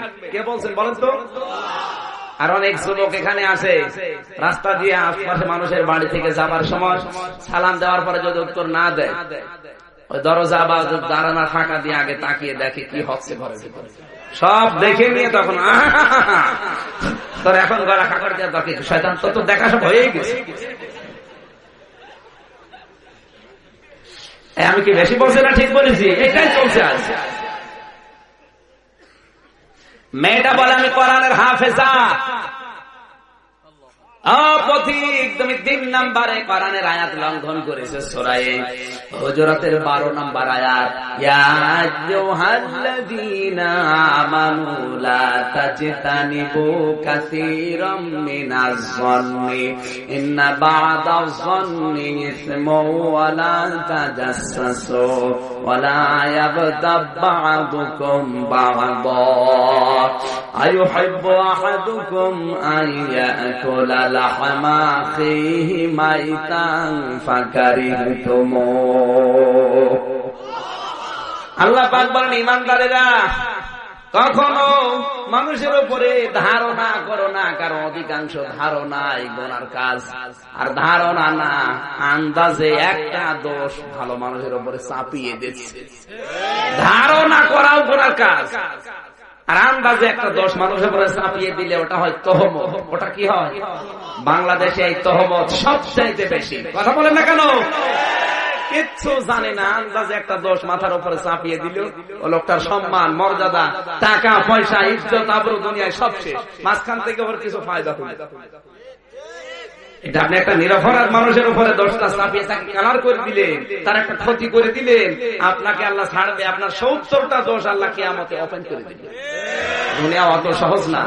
আর যারা ভালো মানুষগুলোর উপরে দোষ চাপিয়ে তাদেরকে সামাজিক ভাবে বয়কট করার সিদ্ধান্ত নিয়েছেন, কালার করে দিয়েছেন জাতির সামনে, বর্তমানে 10টা অপরাধ আপনি উন্মুক্ত করলেন, কিয়ামতে আপনার কমপক্ষে এক একটা অপরাধের জন্য 70টা, তাহলে 10টায় 10 70 কত হয়? এতগুলো অপরাধ কিয়ামতে কোটি কোটি মানুষের সামনে আল্লাহ ওপেন করে দেবে, এরপর আপনার বিচার শুরু হবে। এখন কিছু টের পাচ্ছে না, চোখ বন্ধ হোক, টের পাবেন। আমি এই হাদিসটা না বলে ভালো ছিল। বাংলাদেশের সাথে হাদিসটা মেলে না, মেলে না, 100 ভাগ মিলে গেছে।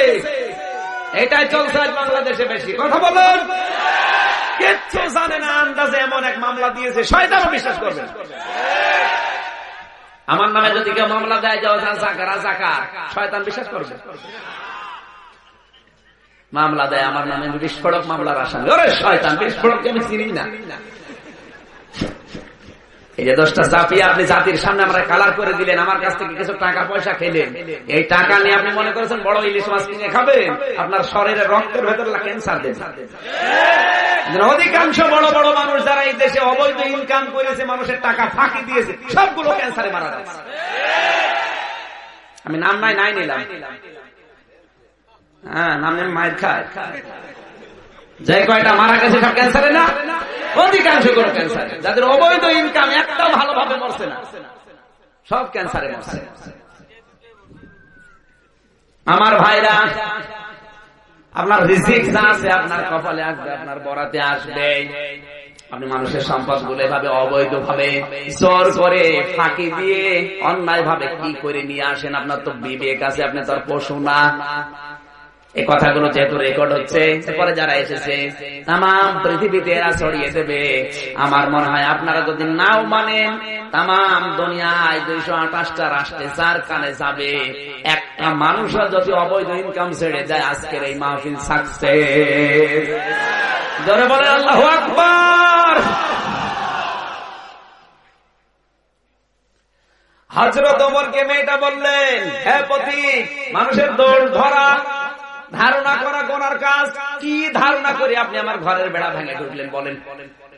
আন্দাজে আপনি ধারণা করেছেন এটা গুনাহ। কোরআনের 3 নাম্বার আয়াত আপনি লঙ্ঘন করেছেন। সকাল হোক আপনার বিরুদ্ধে আমি নিজে মামলা দেব। হযরত ওমর বললেন, মা যা হয়েছে হয়েছে, আমারে মাফ করে দেন। আর বলেন আপনি কেন গান বলছিলেন? মেয়েটা বলে, গান বলার জন্য দেশের খলিফা হযরত ওমর দায়ী। হযরত ওমর বলছে, কি পরিচয় তো দেওয়া যায় না, কেন ওমর দায়ী? আমার স্বামী হযরত সাদ ইবনে আব্দুল্লাহ, তার সাথে আমার বিবাহ হয়েছে বাসর রাতে। আমার স্বামী আসবে, হঠাৎ করে একটা চিঠি নিয়ে এসে আমার স্বামীর সামনে কে যেন ধরিয়ে দিল। স্বামীর সামনে চিঠিটা দিয়ে বলে, এই যে চিঠিটা পাঠিয়েছে হযরত ওমর। চিঠিতে লেখা ছিল, সাদ তুমি যেখানে আসো তাড়াতাড়ি আসো, তোমারে আমি গভর্নর করে পাঠাবো জিহাদের ময়দানে। তখন মিষ্টি বিতরণ চলছিল, খেজুর দিয়া চলছিল বিয়ের ময়দানে। হঠাৎ করে চিঠিটা পেয়ে আমার স্বামী দাঁড়িয়ে গেল। কবুল বলা যেহেতু হয়ে গেছে, আমারে বলে মুরব্বীরা আমারে ছুটি দিয়ে দেন, কারণ যিনি চিঠি পাঠিয়েছেন উনি সাধারণ মানুষ না, উনি দেশের দায়িত্বে আছেন, খলিফা। আর কোরআনের আয়াত আমাকে বারবার ডাকতেছে, ইয়া আইয়ুহাল্লাযীনা আমানু আতিউল্লাহা ওয়া আতিউর রাসূলা ওয়া উলিল আমরি মিনকুম। সূরা নিসার 59 নম্বর আয়াতের প্রথম অংশে আছে, কান খাড়া করে মিলাবে। আল্লাহ বলেন, ওহে যারা ঈমানের দাবি করো, আমি আল্লাহর ইতাআত করো, আমার রাসূলের ইতাআত করো, আর তোমাদের ভেতরে যারা উলিল আমর আছে, যারা নেতা নেতৃত্ব দেয়, তাদেরকে মেনে চলো। শব্দের দিকে খেয়াল করেন, আতিউ এটা ফেল আর ক্রিয়া, এটা আল্লাহ নিজের নামে রাসূলের নামে দিয়েছেন, কিন্তু উলিল আমরের আগে দেন। তাহলে ওমরের কথা না মানলেও চলতো। হ্যাঁ কি না, আলেম যারা আছে তাদেরকে বলছি, এখানে আতিউ শব্দটা যেহেতু উলিল আমরের আগে নেই, তাহলে আল্লাহর কথা মানা ফরজ, রাসূলের কথা মানা ফরজ। উলিল আমরের নামের আগে তো আতিউ নেই, এ ফেল আছে, এ ভারটা আছে, এ ক্রিয়া নেই, তাহলে তার কথা না মেনে বাসর ঘরে যাওয়ার দরকার ছিল, কারণ এটাও তো ফরজ। এই কথা বলে দেখালো। এরপরে তিনি বললেন, কোরআনের আয়াত আমাকে ডাকছে, এই আয়াত দিয়ে তিনি দলিল দিয়েছিলেন, তার দলিল মনে হয় ভুল। হ্যাঁ, এবার আসেন কেন দিলেন। আতিউ শব্দ আল্লাহ নিজের নামে রাসূলের নামে দিয়েছেন, এই কারণে আমি যতগুলো তাফসীর পড়েছি, মুফাসসিরিন ইকরাম লিখেছেন, আল্লাহ এবং রাসূলের কোন কথা শোনার পরে মেনে নেওয়া লাগবে, কোনো প্রশ্ন করা যাবে না। কারণ আপনার সাথে আল্লাহ রাসূলের জ্ঞান কম না বেশি? কিন্তু উলিল আমর আল্লাহ এবং রাসূলের পরে পৃথিবীতে কিয়ামত পর্যন্ত যারা নেতৃত্ব দেবে, নেতা, এদেরকে মানতে হলে দেখা লাগবে এদের ভেতরে আল্লাহ রাসূলের গুনাহ আছে কিনা। ওমর যেহেতু আল্লাহ রাসূলকে মেনে চলে, এই জন্য ওমরকেও মানা ফরজ। উনি যদি মানে না চলতো তাহলে ওমরকে মানা ফরজ ছিল না। কথা বলেন না কেন? সাদ ইবনে আব্দুল্লাহ ডাক দিয়ে বলছে, মুরব্বিরা, এই যে আতিউ শব্দটা আল্লাহ নিজের নামে রাসূলের নামে দিয়েছে, কিন্তু উলিল আমরের আগে দেয়নি। তারপর হযরত ওমর যেহেতু আল্লাহ রাসূলকে মেনে চলে, এখন আমাকে ওমরকে মেনে চলাও ফরজ। সুতরাং আপনাদের কথা মতো আমি বাসর রাতে যেতে পারলাম না, তার কথায় সাড়া দেওয়া আমার জন্য কোরআনের নির্দেশ অনুযায়ী ফরজ। বাংলার মুসলমানরা এইভাবে যদি কোরআন মানতো, এদেশে যে শনিবারের বিকেল নামে যে সিনেমাটা তৈরি করেছে শয়তান, এটা কবে বন্ধ হয়ে যেত? শনিবারের বিকেল নামে সিনেমা তৈরি করেছে, রাসূলের দাড়ি লাগিয়েছে জাহিদ হাসানের মুখে, আর এই টিশার মাথায় দিয়েছে পাগড়ি, এই যে হিসাব হলি আর্টিজান নামে এই সিনেমাটা সরওয়ার জাহান ফারুকী কুলাঙ্গার বানিয়েছে, নবীর দাড়িকে লাগিয়েছে, যারা হামলা করেছিল হলি আর্টিজানে তাদের মুখে। ওটা বোঝাতে চাচ্ছে যে দাড়িওয়ালা মানুষ বোমা হামলা করে বেড়ায়। আঘাতটা গেছে রসুলের পরিচয়। কথা বলে না কেন?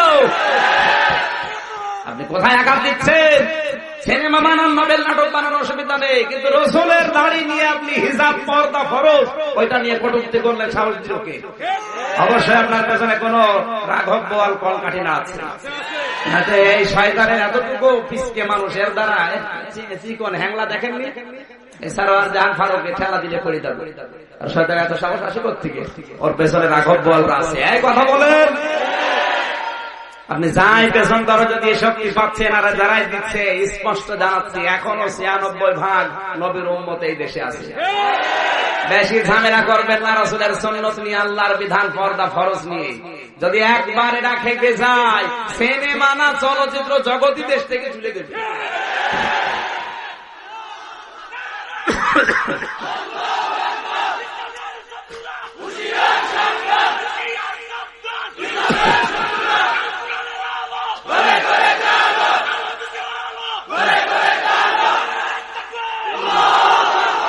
আজকের এই কসবার মাহফিল থেকে যারা দায়িত্বে আছেন তাদেরকে আহ্বান জানাচ্ছি, এই মুহূর্তে শনিবারের বিকেল হলে আর্টিজান এই সিনেমা বন্ধ করা লাগবে। কারণ এটার দ্বারা শুধু আমাদেরকে গালি দিলে মেনে নিতাম, গালি দিচ্ছে সরাসরি রাসূলের দাড়িকে। হলি আর্টিজানে যারাই হামলা করেছিল, একটার মুখের দাড়ি ছিল না, আর একটাও মাদ্রাসায় পড়ুয়া ছেলে মেলে না, সবগুলো কলেজ ভার্সিটির। কথা বলেন, তাদেরকে আপনি কালার করেন না, যত দোষ সব হুজুরদের, আর হুজুরদেরও গালি দেন, কিন্তু আপনি রাসূলের দাড়ি লাগিয়ে দিলেন শয়তানের মুখে কোন কারণে? সুতরাং এই মুহূর্তে বন্ধ করা লাগবে। কারা রাজি আছেন দেখি? লিল্লাহি তাকবীর।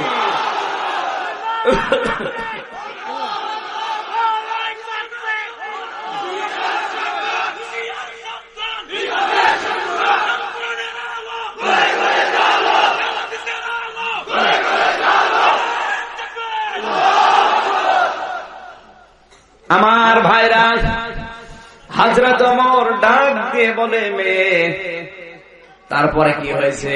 মেয়েটা বলে অধিক আমার স্বামীকে হযরত ওমর পাঠিয়ে দিল। এত সুন্দর আমার স্বামী ছিল, আমি কোনদিন একবার শুধু বিয়ের আগে দেখেছিলাম।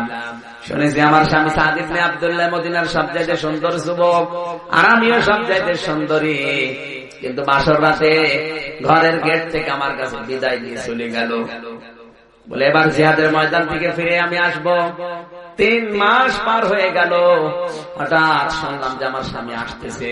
সাজগোজ করে বসে আছি, কে যেন সংবাদ দিল হযরত ওমর ওখান থেকে আর একটা জিহাদের ময়দানে পাঠিয়ে দিয়েছে। আমার সাজগোজ আবার বন্ধ হয়ে গেল। কি করব? আরো 3 মাস। 3 মাস কেটে যাওয়ার পরে শুনলাম আসতেছে। আমার স্বামীর জন্য আমি সাজগোজ করে বসে আছি। এজন্য মেয়েরা যদি সাজতে চায় শুধুমাত্র সাজবে তার স্বামীর জন্য। মেয়েদের সাজগোজ যায় যাতে শুধু স্বামী বাদ দিয়ে অন্য কারোর জন্য যায়। কথা বলেন।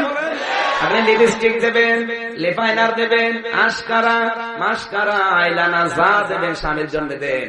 এক চোখের ভেতরে এখন 9টা জিনিস পাওয়া যাচ্ছে। চোখে যদি 9টা দেয়, বাকি জায়গায় কয়টা আছে?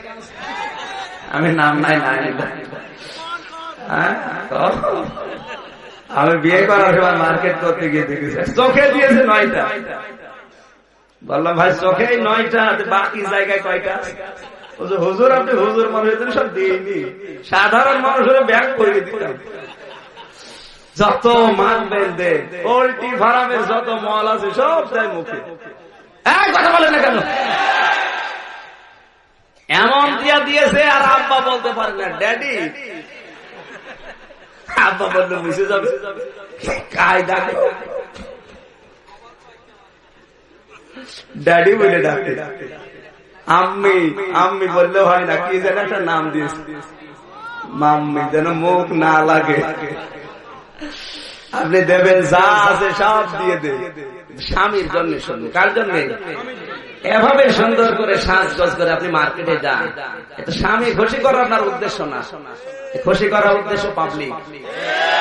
আর পাবলিক যদি কোনো মানুষকে দেখে আন্দাজে আশেপাশে মন্তব্য করে, যারা করছে ওদের গোনা হচ্ছে, যাকে দেখে করছে ওরও গোনা হচ্ছে। তাও ছোটখাটো গোনা হলে মেনে নিতাম, কবিরা গোনা হচ্ছে। এক একটা কবিরা গোনায় আপনি কমপক্ষে 7000 বছর জাহান্নামের আগুনে জ্বলবেন। তোরে বলেন নাউজুবিল্লাহ। খলিফা আমার স্বামী আসবে বলে আমি সাজগোজ করে বসলাম। হঠাৎ কে যেন এসে বলেছে তোমার স্বামী আজও আসবে না, পাঠিয়ে দিয়েছে হযরত ওমর। এই জন্য আজকে রাতের বেলা আমার এই যৌবনের তাড়নায় আমি গান বলছিলাম যে প্রাণ বধুয়ারে যৌবন আমার শুকিয়ে যাচ্ছে, টলমল করে, তুমি একবারও আয়সা দেখলা না। জোরে বলেন নাউজুবিল্লাহ। হযরত ওমর এক দৌড়ে বাড়িতে গেলেন।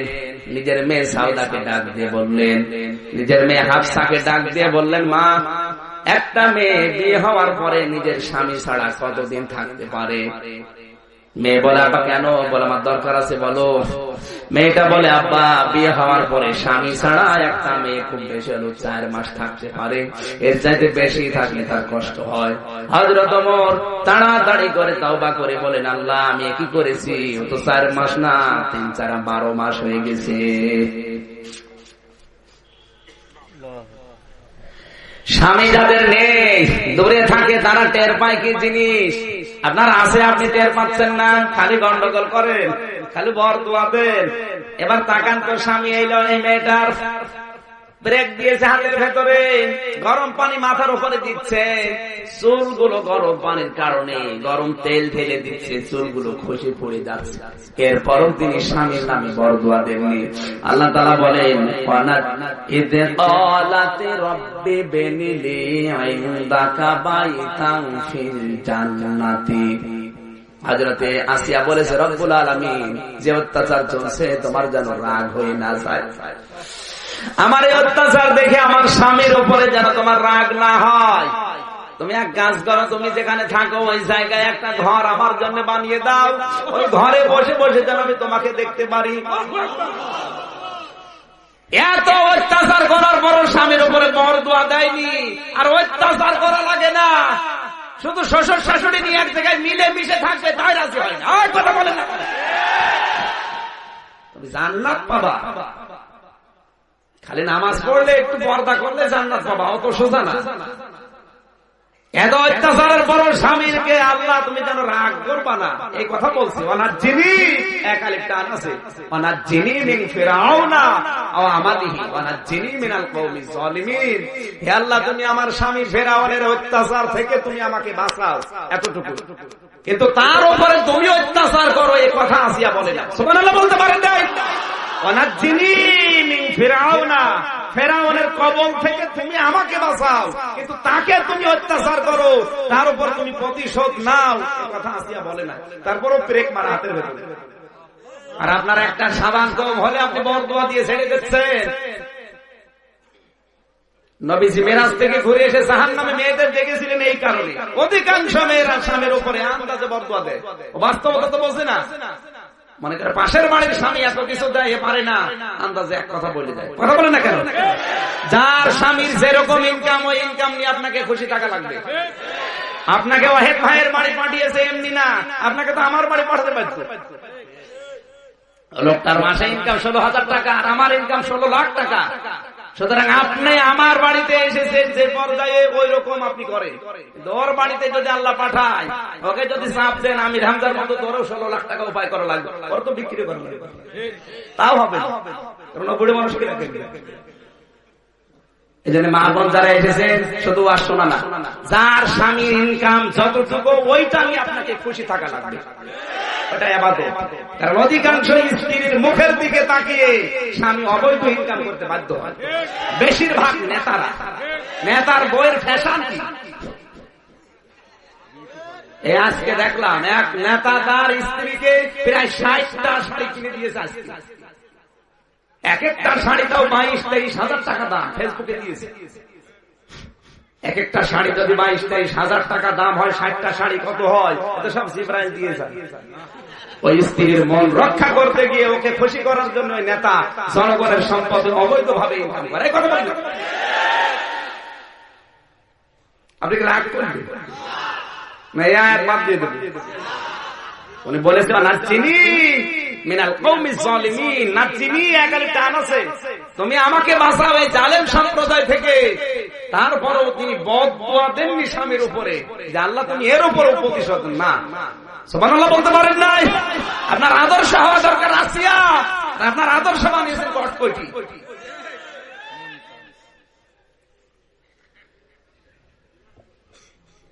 এমন এমন মহিলায় বাংলাদেশে আছে, এক স্বামীতে হচ্ছে না, পর পর বছরে বছরে স্বামী পাল্টায়। আমি নাম নাই মিলাই 3টা স্বামী পাল্টিয়েছে, 4র্থ স্বামী চলছে। এখন শুনলাম তো ওই সংসারও টেকবে না, আর একটা দরকার। আল্লাহর লানত নামের উপরে কথা বলেন। ভারতের নায়িকা শ্রাবন্তী অনেকের আদর্শ, সুন্দরী, হ্যাঁ কি সুন্দর আমার আদর্শ। ওই মহিলা 3টা স্বামী পাল্টিয়েছে, আর একটা ধরবে। জোরে বলুন সুবহানাল্লাহ। ও যদি আপনার আদর্শ হয়, কুলাঙ্গার মহিলা যেখানে যাবে আপনাকে আল্লাহ ওখানে পাঠাবে। একটা স্বামীর মন জয় করতে পারো না, আল্লাহর মন জয় করবা কি দিয়ে? তুমি তো বলবা মোবাইলে উল্টো পাল্টা জিনিস রাখো, তুমি বলছো ঠিক। না না, ও রাখে না, আলহামদুলিল্লাহ ভালো। আমি হাসির খোরাক বললাম, যা বলি ওর ভেতরে শিক্ষা আছে। ফেরাউনের স্ত্রীর স্বামী ছিল কি? আসিয়ার স্বামী ছিল না? এই জন্য আল্লাহ নামটা ধরেনি, কারণ স্বামী যাদের আছে সব আছে, যদিও অত্যাচারী হয়। আর স্বামী নেই, ওর দুনিয়ার সব আছে, কিচ্ছু নেই। আপনি রাতের বেলা একটু যেয়ে দেখবেন, যে লোকটাকে আপনি মেরে ফেললেন, ওর স্ত্রী গলা কাটা মুরগির মতো লাফায় রাতের বেলা। ওর সন্তান আদিগুলো রাতে ঘুমাতে পারে না, কান্নাকাটি করে বাবা বাবা বলে। কত মানুষকে আপনি বিনা দোষে ভাবে রাতের বেলা গুম করে দিলেন। আপনাকে আল্লাহ ঠিক এইভাবেই গুম করবে, আপনার স্ত্রী কাঁদবে। সময় বেশি নেই, কথা বলেন। মানুষ যখন এবার অস্ত্র ধরে দেখবেন 3টা আঙ্গুল নিজের দিকে আছে। মানুষকে আল্লাহ বোঝাতে চাচ্ছে, এক আঙ্গুল দিয়ে একটা মানুষকে অস্ত্র দিয়ে মেরেছো, 3টা আঙ্গুল কিন্তু তোমার নিজের দিকে আছে।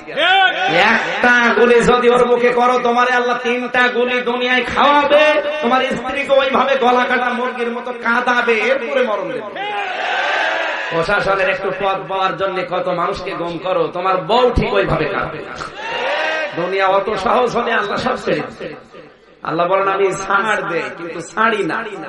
আমি দেখি মানুষকে ঘড়ি, এই যে ঘড়ি ওড়ে ঢিল দেয়, ও মনে করে আর কত দূর আমার কেউ নামাতে পারবে না, কিন্তু সন্ধ্যা হলে ঠিক এই লোকটা আস্তে আস্তে করে টান দেবে। আপনি যত উপরে ওঠেন আপনার আসল টার্গেট কিন্তু আল্লাহর হাতে চাবিকাঠি আছে। যত উপরে ওঠেন না কেন আল্লাহ একবার নামাবে, আর যখন নামাবে তখন আপনি যদি নামতে না চান, সিঁড়িয়ে যাবেন, তাও আল্লাহ নামাবে। এজন্য আমরা সাবধান হব, আমাদের দ্বারা যেন কারো কোনো মানুষের বাবা হারা না হয়, স্বামী হারা না হয়। স্বামী হারা যারা তারা টের পায়। এই 10 বছরে কত স্বামী হারা মেয়ে মাঝে মাঝে কল দিয়ে বলেছে তোমার তো নিয়ে কিচ্ছু নেই। আমি এমনিতে কাঁদি কম, কান্না আসে না। এই কথাগুলো শুনলে, সেদিন সুবর্ণাচলে গিয়েছিলাম, নোয়াখালীর এই মাকে 4 জন মিলে ধর্ষণ করেছে, 4 সন্তানের মা। ওর মা বসে আছে, আমি ভাই অনেকগুলো মানুষ ছিলাম হাসপাতালে। মেয়েটা বলছে আমার বেঁধে রেখেছিল, ছোট মেয়ে 5-6 বছর বয়স, বলছে আমার বেঁধে রেখে আমার মারে ধর্ষণ করছে। এ কাজ যেই করুক এদের বিচার হওয়া দরকার বাংলার মাঠে। হয়তো আজকে আপনি করছেন না, নিজের দলের লোক, নিজের দলীয় লোক, এই জন্য 10 দিন পরে দেখবেন আপনার মেয়ে নিয়ে ফুর্তি করবে। তখন টের পাবেন যে কি হলে কি হয়। এখন তো কিছু মনে হচ্ছে না। নিজের বউ তুলে নিয়ে যখন এই কাজ করবে তখন টের পাবে, তখন বিচার চাইতে গেলেও কেউ বিচার নেবে না। কথা বলেন, আল্লাহ ছাড় দেয়, ছেড়ে আরো জোরে আল্লাহ তাহলে কেটে বাদ দিয়ে দেন। শুধু কোরআন পড়ে কি করবেন যদি আপনি না মানতে পারেন? সুতরাং আল্লাহ বলেছেন আমি ছাড় দেই। আল্লাহু ইস্তাহজিউ বিহিম ওয়া ইয়ামুদ্দুহুম ফি তুগয়ানিহিম ইয়ামাহুন। মানুষ যখন বাড়তে চায় ওরে আরো বাড়ার সুযোগ দেয়, এমন অন্ধকারে চলে যায় ওর বিবেক আর তখন কাজে লাগে না। ও ভালোকে ভালো বলে, মন্দকেও ভালো বলে।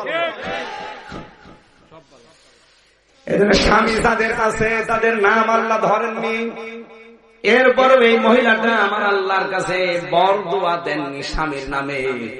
আপনি যদি আদর্শ হিসাবে কাউকে নিতে চান, হযরত আসিয়াকে নেবেন। কথা বোঝা যাচ্ছে? ফেরাউনের কথা বলছিলাম, মানে নাই। 3 নম্বরে নাম পেয়েছি আমি হযরতে খাদিজাতুল কুবরা, নবীর স্ত্রী। 4 নম্বরে নাম পেয়েছি বিশ্ব নবীর ছোট মেয়ে ফাতিমাতুজ জহরা।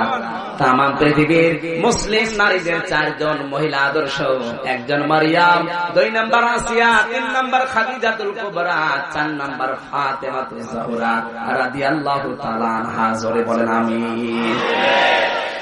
বন্ধুর প্রভাবটা আমি শিক্ষা দিচ্ছিলাম। শেষ পর্যন্ত ফেরাউন ডাক দিয়ে বলছে তুমি যদি আমারে না মানো তোমার এইভাবে বিদায় করে দেব। বিদায় করে দিয়েছে, এরপরও মানে নাই। এটা নিজের স্ত্রীকে ছাড়ে নাই, এইটা ছড়িয়ে পড়েছে মানুষের ভেতরে। ওরে বাবারে কি রে, নিজের বউকে ছাড়ে না, ও যদি না মানে আমারও ছাড়বে না। যাদের কম ঈমান ছিল, ঈমান দুর্বল ছিল, অনেকেই ফেরাউনকে মেনে নিয়েছিল। আজ বিশ্বে অনেক দেশ আছে, বাতাস যদি একটু গরম হয় বলবে পরে তওবা করে নেব, এখন মিশে থাকি। এটা তো এখন দেশে শুরু হয়নি, হবে। কেন কত মানুষ টুপি খুলে পকেটে নিয়েছে, দরকার নেই পরে তওবা করে নেব। ফেরাউন যে কাজটা করেছিল নিজের বুদ্ধিমতো না বন্ধুর প্রভাবে? আরো জোরে আল্লাহ রাব্বুল আলামিন বলেন ইন্নামা ওয়ালিয়ুকুমুল্লাহুল্লাযীনা আমানু ইন্নামা ওয়ালিয়ুকুমুল্লাহু ওয়া রাসূলুহু ওয়াল্লাযীনা আমানু। সূরা মায়েদা আয়াত নাম্বার 55। মনে আছে আপনাদের? হ্যাঁ মনে আছে। আল্লাহ পাক বলেন অবশ্যই তোমাদের বন্ধু হবে পৃথিবীতে তিনজন। কয়জন? আরো জন। এক নম্বরে তোমাদের বন্ধু হবে আমি আল্লাহ। কে? আল্লাহ যে মানুষের বন্ধু হয় এই কথা কোরআন জানাচ্ছে। আল্লাহ বন্ধু কাদের? আল্লাহ নিজে আয়াতের ব্যাখ্যা অন্য আয়াতে দিয়েছেন, আল্লাহু ওয়ালিয়ুল্লাযীনা আমানু, যারা ঈমান এনেছে আমি আল্লাহ তাদের বন্ধু হয়ে গেছি। ইখরিজুহুম মিনাজ যুলুমাতি ইলান নূর, এদেরকে আমি অন্ধকারের জীবন থেকে আলোর দিকে বের করে নিয়ে আসি। আল্লাহ বন্ধু হতে হলে ঈমান আনা লাগবে। 170 কোটি মানুষ এই পৃথিবীতে এখন ঈমানদার, এগুলোই বন্ধু আল্লাহর, বাকিগুলো সব আমার আল্লাহর শত্রু। সুতরাং আমরা বন্ধুর ভেতরে আছি তো না? আয়াতের পরবর্তী শব্দ কি? ইখরিজুহুম মিনাজ যুলুমাতি ইলান নূর। ইখরিজুহুম, তিনি আল্লাহ তাদেরকে বের করে নিয়ে আসেন অন্ধকারের জীবন থেকে আলোর দিকে। সুতরাং যে সমস্ত ঈমানদারেরা আল্লাহর বন্ধুত্বের দাবি করার পরও মানুষের তৈরি করা আইন কানুন নিয়ম নীতির এই অন্ধকারের পথ ছেড়ে দিয়ে কোরআনের পথে আসতে পারে না, ওরা আজও আল্লাহর বন্ধু হতে পারে না। والذين كفروا أولياؤهم الطاغوت يخرجونهم من النور إلى الظلمات। তাগুতের বন্ধু তারা, কাফের যারা, ওদেরকে তাগুত কি করে? আলোর পথগুলো বাদ দিয়ে অন্ধকারের দিকে নিয়ে যায়। এখানে আলো আর অন্ধকারের ব্যাখ্যা পড়েছি। যুলুমাত বহু বছর, নূর 1 বছর। ইসলাম হচ্ছে নূর। ইসলাম কয়টা? আজ যদিও ইসলামকে মানুষ ভাগ ভাগ করে ফেলেছে, আসলে ইসলাম কয়টা? আর জুলুমাত অন্ধকারের পথ, হাজার হাজার। শিরিকের পথ অন্ধকার, জুলুমের পথ অন্ধকার, কুফরের পথ অন্ধকার, বেদাতের পথ অন্ধকার। এই কথা বলে না কেন? এগুলো সব অন্ধকার না? এগুলোর দিকে মানুষকে নিয়ে যায় আল্লাহর একমাত্র ইসলাম বাদ দিয়ে। উলাইকা আসহাবুন নার, এ হচ্ছে জাহান্নামের অধিবাসী। হুম ফিহা খালিদুন, চিরকাল এরা জাহান্নামে থাকবে। জোরে বলেন নাউযুবিল্লাহ। এই আয়াতটার মূল শিক্ষা এই, ওয়াল্লাযীনা কাফারু আউলিয়াউহুমুত তাগুত। আউলিয়া ওলির বহু বচন। কাফের যারা, তাদের বন্ধু তাগুত। এদের কাজ কি? আল্লাহর তৈরি করা নিয়ম নীতি যেগুলো আছে এগুলো বাদ দিয়ে মানুষের তৈরি করা নিয়ম নীতির দিকে ওদেরকে ডাক দিয়ে নিয়ে যায়। আজ বাংলাদেশে কারা তাগুতের বন্ধু আর আল্লাহর বন্ধু পার্থক্য হয়ে গেছে। এই কথা বোঝা লাগবে, পার্থক্য, পার্থক্য। এখন আপনি চিন্তা করেন, আপনি কি আল্লাহর বন্ধু না শয়তানের বন্ধু? আল্লাহর বন্ধুদের কাজ হচ্ছে উলাইকা আসহাবুল জান্নাহ হুম ফিহা খালিদুন, এরা জান্নাতের অধিবাসী, চিরকাল থাকবে।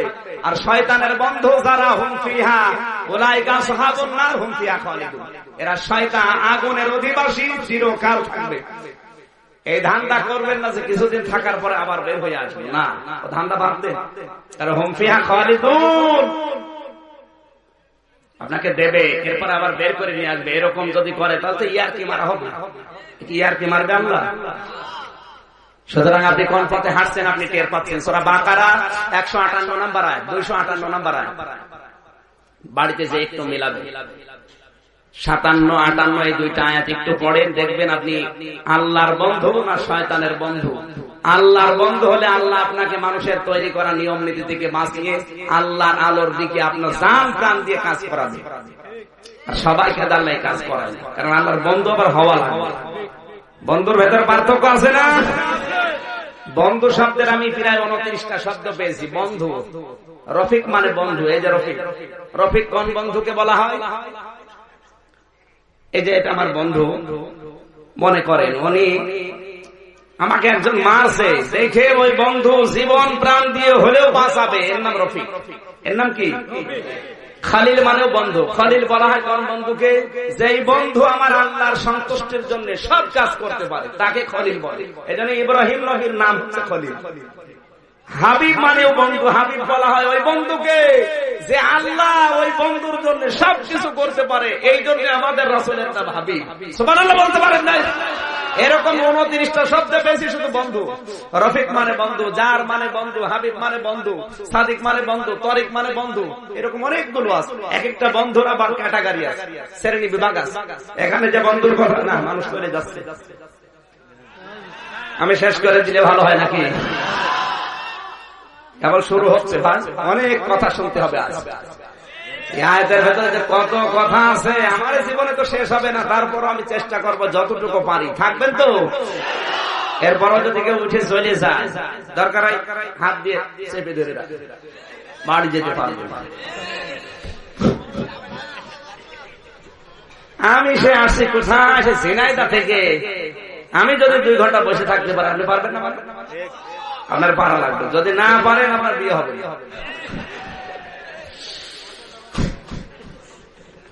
এখানে 1 নাম্বার বন্ধুকে সবাই বলা লাগবে। আল্লাহ রাব্বুল আলামিন বলেন, আমাকে যদি কেউ বন্ধু হিসাবে পেতে চায় তার 4টা কাজ করা লাগবে। কয়টা? আমরা জানি পৃথিবীতে বন্ধুত্বের সিস্টেম আছে। মোবাইল দিয়ে কেউ যদি বন্ধুত্ব করে, আগে ফেসবুকে তাকে বন্ধুত্বের অফার দেওয়া লাগে, সে অ্যাকসেপ্ট করবে, এরপরে আবার চিঠি দেবেন, আপনি লিখবেন, কিছু উত্তর দেবে, আদান প্রদান হবে, এরপরে মোবাইলে কথা হবে, আস্তে আস্তে বন্ধুত্ব গাঢ় হবে, এরপরে হাদিয়াটাও বানিয়ে যাবেন। আল্লাহ রাব্বুল আলামিন বলেন, আমি যে বন্ধু, আমি তোর মোবাইল পাঠাবো না। আমি আল্লাহ তোমাদের কাছে চিঠি পাঠিয়েছি, ওই চিঠির সাথে যদি 4টা আচরণ করো, আমি আল্লাহ তোমাদের বন্ধু হব। আল্লাহর পাঠানো চিঠির নাম হচ্ছে কোরআন। এই চিঠিটা প্রথমে আপনাকে পড়া লাগবে, 2 নম্বরের চিঠিটা আপনাকে বোঝা লাগবে, 3 নম্বরে এই চিঠিটা শুধু বুঝলেই হবে না, ওই চিঠিতে বন্ধু কি বলতে চেয়েছে ওই অনুযায়ী আপনাকে কাজ করা লাগবে। এতটুকুই না, বন্ধু যদি চিঠির ভেতরে লিখে দেয় যে এই কথাগুলো তুমি অমুক অমুককে জানিয়ে দাও, আপনাকে তাও করা লাগবে। এবার বাংলাদেশের বন্ধু আছে কারা? এবার মিলান আল্লাহর এই চিঠি। আল্লাহর অনেক বন্ধু এখন সওয়াবের নিয়তে পড়ছে, ভালো পড়েন। 2 নম্বরে অনেক বন্ধু আছে এই দুনিয়ায়, এটা বুঝছে, বোঝে না, সওয়াব আরো বেশি হবে। 3 নম্বরে অনেক বন্ধু আছে আল্লাহর বন্ধু হওয়ার জন্য এটা নিজে আমল করছে, পড়ে পড়ে যা লেখা আছে কাজ করার চেষ্টায় আছে, কিন্তু 4 নম্বর যে শর্তটা, এইটা অনেক বন্ধু এখন মানে না। 4 নম্বর কি? শুধু পড়লে হবে না, বুঝলে হবে না, আমল করলেও হবে না। এই চিঠিটা যার যার কাছে পৌঁছানোর দায়িত্ব বন্ধু দিয়েছে, ওই কথাগুলো তার কাছে পৌঁছানো লাগবে। আরো জোরে। আজ বাংলাদেশে হাজারো আলেম কোরআন পড়ে, বোঝে, মানে, ব্যক্তিগত জীবনে যতটুকু পারে, কিন্তু এই কথাটা যে মানুষের কাছে পৌঁছানো লাগবে, এইটা করতে গেলে অনেক সময় মানুষ শত্রুতা করে, আর এইটা করতে গিয়ে আল্লাহ মাসায় দিয়েছে খানা। অনেক কোরআন পড়েছে ঠিক, বুঝেছে ঠিক, মানুষের যতটুকু আমল করা দরকার করেছেও ঠিক, কিন্তু যখনই বলেছে না আমি শুধু পড়বো না, বুঝবো না, আমল করবো না, আমি মানুষকে মানাবো, এই কথা বলে না কেন? আজ বাংলাদেশে যে মুসলমান গুলো বলে আমি শুধু কোরআন পড়বো না, বুঝবো না, মানবো না, আমি মানাবো, তখনই বাতিলের টার্গেট তো এই জায়গায় হয়। এরপর জীবন দিয়ে চেষ্টা করছে আল্লাহর বন্ধু হওয়ার জন্য। শর্ত যেহেতু 4টা মানাই লাগবে, ইমাম আবু হানিফা এই শর্ত মানতে গিয়ে তিনি কিন্তু পড়েছিলেন, বুঝেছিলেন, তারপরে আমলও করেছিলেন, কিন্তু যখন বলে যে আমি কোরআন মানাতে চাই, তখন 8 বছর জেলখানা। ইমাম মালিক পড়েছে, বুঝেছে, আমল করেছে, যখন বলেছে এগুলো হবে না, আমি মানাতে চাই, তখন 41 দিন রিমান্ডে ছিল, হাত ডিসকানেক্ট হয়ে গিয়েছিল এই চামড়া থেকে। আল্লাহর বন্ধু এখন এই 4টা শর্ত অনুযায়ী বাংলাদেশে কম না বেশি নেই, যে কটা আছে যে ওটা জেলখানা। বলা লাগবে, খালি উল্টা পাল্টা বসে আল্লাহর বন্ধু সুর করে কোরআন পড়লেই হলো, বুঝলেই হলো, নিজে আমল করবেন, হয়ে গেল না। এটা আপনি মানাতে যখন যাবেন, তখনই আপনি জালেমদের টার্গেটে পড়বেন। যেমন আবু হানিফা পড়েছিল, ইমাম বুখারী পড়েছিল। এই কথা বলেন না কেন ভাই? এবার কি ব্যাখ্যা করবো নাকি রাগ হচ্ছে? রাগ হচ্ছে আমি জানি, কিন্তু কি করবো, আপনি বললে হবে, সবাই তো মুখ করে না। হ্যাঁ, রাগ হচ্ছে কার কার হাত তোলেন তো। এখানে আর তাফসীর করা যাবে না। না, রাগ যদি করে তো করে করবো, রাগ দেখা যাচ্ছে শেষে পথে যেয়ে চলবে। হুজুর দাঁড়ান আপনার, দুই নম্বর শব্দ আমরা পেয়েছি কোরআনের আয়াতে, ওয়া রাসূলুহু, রাসূল তোমাদের বন্ধু। রাসূল কি বন্ধু? আর রাসূল বন্ধু হবে কাদের? না না, চারটা শর্ত যারা দুনিয়ায় মেনে নেবে তাদের জন্য রাসূল হবে বন্ধু। আর আল্লাহর রাসূল যদি কারো বন্ধু হয়, কিয়ামতের দিন নবী তাকে নিয়ে জান্নাতে না গিয়ে পারবে না। কোরআনে কারীম জানিয়েছে রাসূলের বন্ধু হতে চাও, 4 দফা কর্মসূচি মেনে নাও।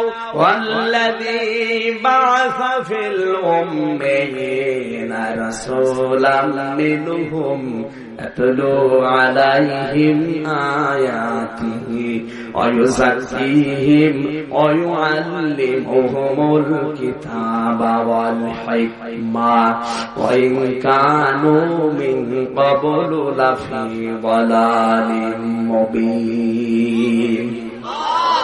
তার দফা কর্মসূচি দিলাম সূরা জুমার 2 নম্বর আয়াতে, ওদিকে আছে সূরা আলে ইমরানের 164 নম্বর আয়াতে, ওদিকে আছে সূরা বাকারার 129 নম্বর আয়াতে, এবার 149 নম্বর আয়াতে, 51 নম্বর আয়াত। এই 4টা জায়গায় পুরা কোরআন শরীফে আল্লাহ 4 দফা কর্মসূচি দিলেন। সূরা বাকারা 129, সূরা বাকারা 150, সূরা আলে ইমরান 164, সূরা জুমার আয়াত নাম্বার 2। কয় জায়গায়? আরো জোরে বলা লাগবে। 4 জায়গায় 4 দফা কর্মসূচি আল্লাহ দিয়ে জানিয়েছেন তিনি সে আল্লাহ যিনি তার রাসূলকে পাঠিয়েছেন। 4 দফা কর্মসূচি দিয়ে তুমি যদি রাসূলের বন্ধু হতে চাও, এই 4টা শর্ত মেনে নাও। ইয়াতলু আলাইহিম আয়াতিহি, আয়াত তেলাওয়াত করা লাগবে তোমাকে। কার আয়াত? আরো জোরে আল্লাহ। এই আয়াত বলতে শুধুমাত্র কোরআনের আয়াত না, না, এক একটা শব্দে লক্ষ লক্ষ কথা। আমার তো মনে হয় তাফসীরে যখন বসি কিয়ামত পর্যন্ত হায়াত পেলেও আমার কথা শেষ হবে না, এত কথা আল্লাহ শুধু ব্রেনের ভেতরে ঢুকিয়েই দেয়। আর মানুষ কথা খুঁজে পায় না। বাবার কাহিনী শুরু করে, হরিণের কাহিনী, দাঁত মুখ খুলে ফেলে। ব্রাহ্মণ বাড়িয়ে যারা আসবে যদি হরিণের কাহিনী, সাপের কাহিনী, মাছের কাহিনী কেউ বলে, আগে দলিল দেখান কোথায় আছে, তারপরে কথা শোনা। হরিণ একটা বান্দা ছিল গাছেরই তলায়, তোর গাছের তলায় হরিণ মারতেছে। ইয়াতলু আলাইহিম আয়াতিহি ব্যাখ্যা যদি আমরা জানতাম, আয়াত মানে শুধু এটা আয়াত নেই, আসমান কার আয়াত? আয়াত মানে নিদর্শন। আয়াত মানে কি? ইতিহাস, এটাও আয়াত। ওয়াল আসরি, আল্লাহ বলেন ইতিহাসের কসম, ইতিহাসও আয়াত। ইতিহাস এমনি এমনি তৈরি করেনি, ইতিহাস থেকে শিক্ষা নাও। এই যে ফেরাউনের ইতিহাস, নমরুদের ইতিহাস, এগুলো আল্লাহ এমনি দেয়নি, এখান থেকে শিক্ষা নাও। সংবাদ সম্মেলন করে কত ইতিহাস তুলে দেওয়া হয় পূর্বে, ইতিহাস থেকে মানুষ শিক্ষা নেয় না। কত মানুষকে আয়াত দিয়ে বোঝানো হয়। আয়াত মানে ইতিহাস, আয়াত মানে আসমান, আয়াত মানে জমিন, আয়াত মানে আল্লাহর সৃষ্টি জগৎ। এই কথা বলে না কেন? কোরআনের আয়াত তো আয়াত মাস্ট বি, ওগুলো আয়াত। ওগুলো তুলে ধরে মানুষকে যখন বলা হয় স্বৈরাচারের পতন এভাবে হয়, ফেরাউনের যেমন হয়েছিল, টিকে থাকতে কেউ পারে নাই, তুমিও পারবে না। ও শিক্ষা নেওয়া তো দূরের কথা, আরো হ্যাঁ ওর বৃদ্ধি আরো বাড়ে। আল্লাহ তো কোরআনের আয়াতগুলো এই কারণে দিয়েছে, খেলা করার জন্য দিয়েছে।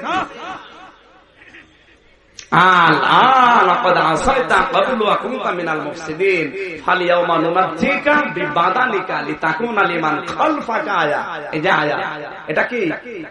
ফেরাউনের যে লাশ, এটা কিন্তু নিদর্শন। কথা বলে না কেন? এখান থেকে আপনি শুধু মিশরে যাবেন, লাশ দেখে চলে আসবেন, নাকি কিছু নেবেন না? আল্লাহ বলেন খালফাকা আয়া, তোর পরবর্তীতে দুনিয়ায় যারা আসবে তাদের জন্য তোকে আমি আয়াত করে রাখলাম। কেন? কারণ অনেক মানুষ আছে তোকে দেখার পরও শিক্ষা নেবে না। এখন সেটা তৈরি হচ্ছে। দেখতে যায়, মিশরে দেখতে যায় ফেরাউনের লাশ, জাদুঘরের ভেতরে দেখে আসে। তো ও যেই কারণে মরেছে, ও সেই কাছে কথা বলে দেখে। আর আসলের কাজ হচ্ছে এভাবে আয়াত তুলে ধরা, বিভিন্ন ইতিহাস, আল্লাহর বিভিন্ন সৃষ্টি জগৎ নিয়ে গবেষণা করে তথ্যগুলো দুনিয়ার মানুষকে হাতে তুলে দেওয়া। এজন্য কোরআনে কারীম হচ্ছে গবেষণার বিষয়। তথ্য উপাত্তগুলো আপনি গবেষণা করে মানুষের কাছে তুলে দেবেন। এরকম এখন নবীর বন্ধু হওয়ার জন্য, রাসূলের বন্ধু হওয়ার জন্য যে শর্ত, আমরা অনেকেই মানতে পারছি না। খালি কোরআন পড়ে, ইয়াতলু আলাইহিম আয়াতিহি, আল্লাহর আয়াতগুলো এভাবে পড়ো, ইতিহাস পড়ো, আয়াতের মর্ম অর্থ পড়ো, বাস্তবতায় কি দরকার আয়াত থেকে, কম্পিউটার তৈরি করবে আয়াত থেকে, অ্যাটম বম তৈরি হবে আয়াত থেকে। কথা বলছে না? ফেসবুক তৈরি হয়েছে কোরআনের আয়াত থেকে, ব্রেকিং নিউজ তৈরি হয়েছে কোরআনের আয়াত থেকে, মায়ের পেটের ভ্রণ তৈরি হয়েছে কোরআনের আয়াত থেকে। এগুলো নেই, শুধু পড়ে যান না, খালি পড়লে সওয়াব হয়, পড়লে সওয়াব হয়, পড়ে। ওই জন্য শুধু আল্লাহ কোরআন দেয়নি। নবীর বন্ধু হতে হলে আপনাকে কোরআন তিলাওয়াত করা লাগবে। এইভাবে আমি যেভাবে বলছি, আমার মনে হয় কথা বোঝা যাচ্ছে না। আয়াত তেলাওয়াত করে আপনার বন্ধু যারা হবে তারা মানুষকে শোনাবে। আর এভাবে শোনাতে গেলেই রাসূলের যেমন শত্রু ছিল আমাদেরও শত্রু হয়ে যাবে। আর যদি শুধু শুরু করে পড়তাম, কি হুজুর গো, ওই জাকিহি পবিত্র করা লাগবে কোরআন দিয়ে। এখন পবিত্র কিভাবে করা লাগে, কিভাবে করেছিল, আমার মনে হয় কথা বলার ঠিক হচ্ছে না। 2 ঘন্টা হয়ে গেছে, থাক, তো পারা দরকার। শরীর থেকে না, এত কষ্ট জার্নিতে কষ্ট, 12-13 ঘন্টা একাধারে গাড়িতে বসে থাকা যাইতে ব্যাপার। এরপরে এসে খাবার খেয়ে তুলে 1-1.5 ঘন্টা যদি একটু ঘুমাতে পারতাম। গরু দিয়ে আপনি চাষ করবেন, গরু যদি মরে, আমি মরে গেলে ভালো হবে। কিছু কিতাব লিখেছিলাম, তার ভেতরে একটা কিতাব আজকে এসেছে, কোন আমলে কোন জান্নাত, কোন আমলে কোন জাহান্নাম। যারা শিক্ষিত মানুষ তারা নিয়ে যাবেন, কাজে লাগবে। কোন আমল করলে আপনি কোন জান্নাত পাবেন, কোন আমল করলে কোন জাহান্নামে যাবেন, মোনাজাতের পরে নেবেন, এখন না। রাসূলের বন্ধু হওয়ার শর্ত বলছিলাম কয়টা? ব্যাখ্যার দিকে না, আমি শুধু থিওরি গুলো বলে চলে যাচ্ছি। 3 নম্বরে কিতাব, কিতাবের শিক্ষা ব্যবস্থা জারি করা লাগবে। এটা ফেরেশতারা করবে নাকি? আপনি রাসূলের বন্ধুত্বের দাবি করছেন কিন্তু কিতাবের শিক্ষা নেই। হিকমতের সহিত কাজ করা লাগবে। এরপরে আল্লাহ বলেন তোমাদের বন্ধু হবে যারা ঈমানদার, আর ঈমানদারদেরকে বন্ধু হিসাবে পেতে হলে 3টা কাজ করা লাগবে। নামাজ কায়েম করা লাগবে, যাকাত দেওয়া লাগবে, আর রুকুকারীদের সাথে রুকু করা লাগবে, তার মানে জামাতবদ্ধ হয়ে নামাজ আদায় করা লাগবে। আল্লাহ তুমি এই 3টা আর 4-8টা বিষয় অনুধাবন করে মানার তৌফিক দাও, আমিন। বারাকাল্লাহু লানা ওয়া লাকুম।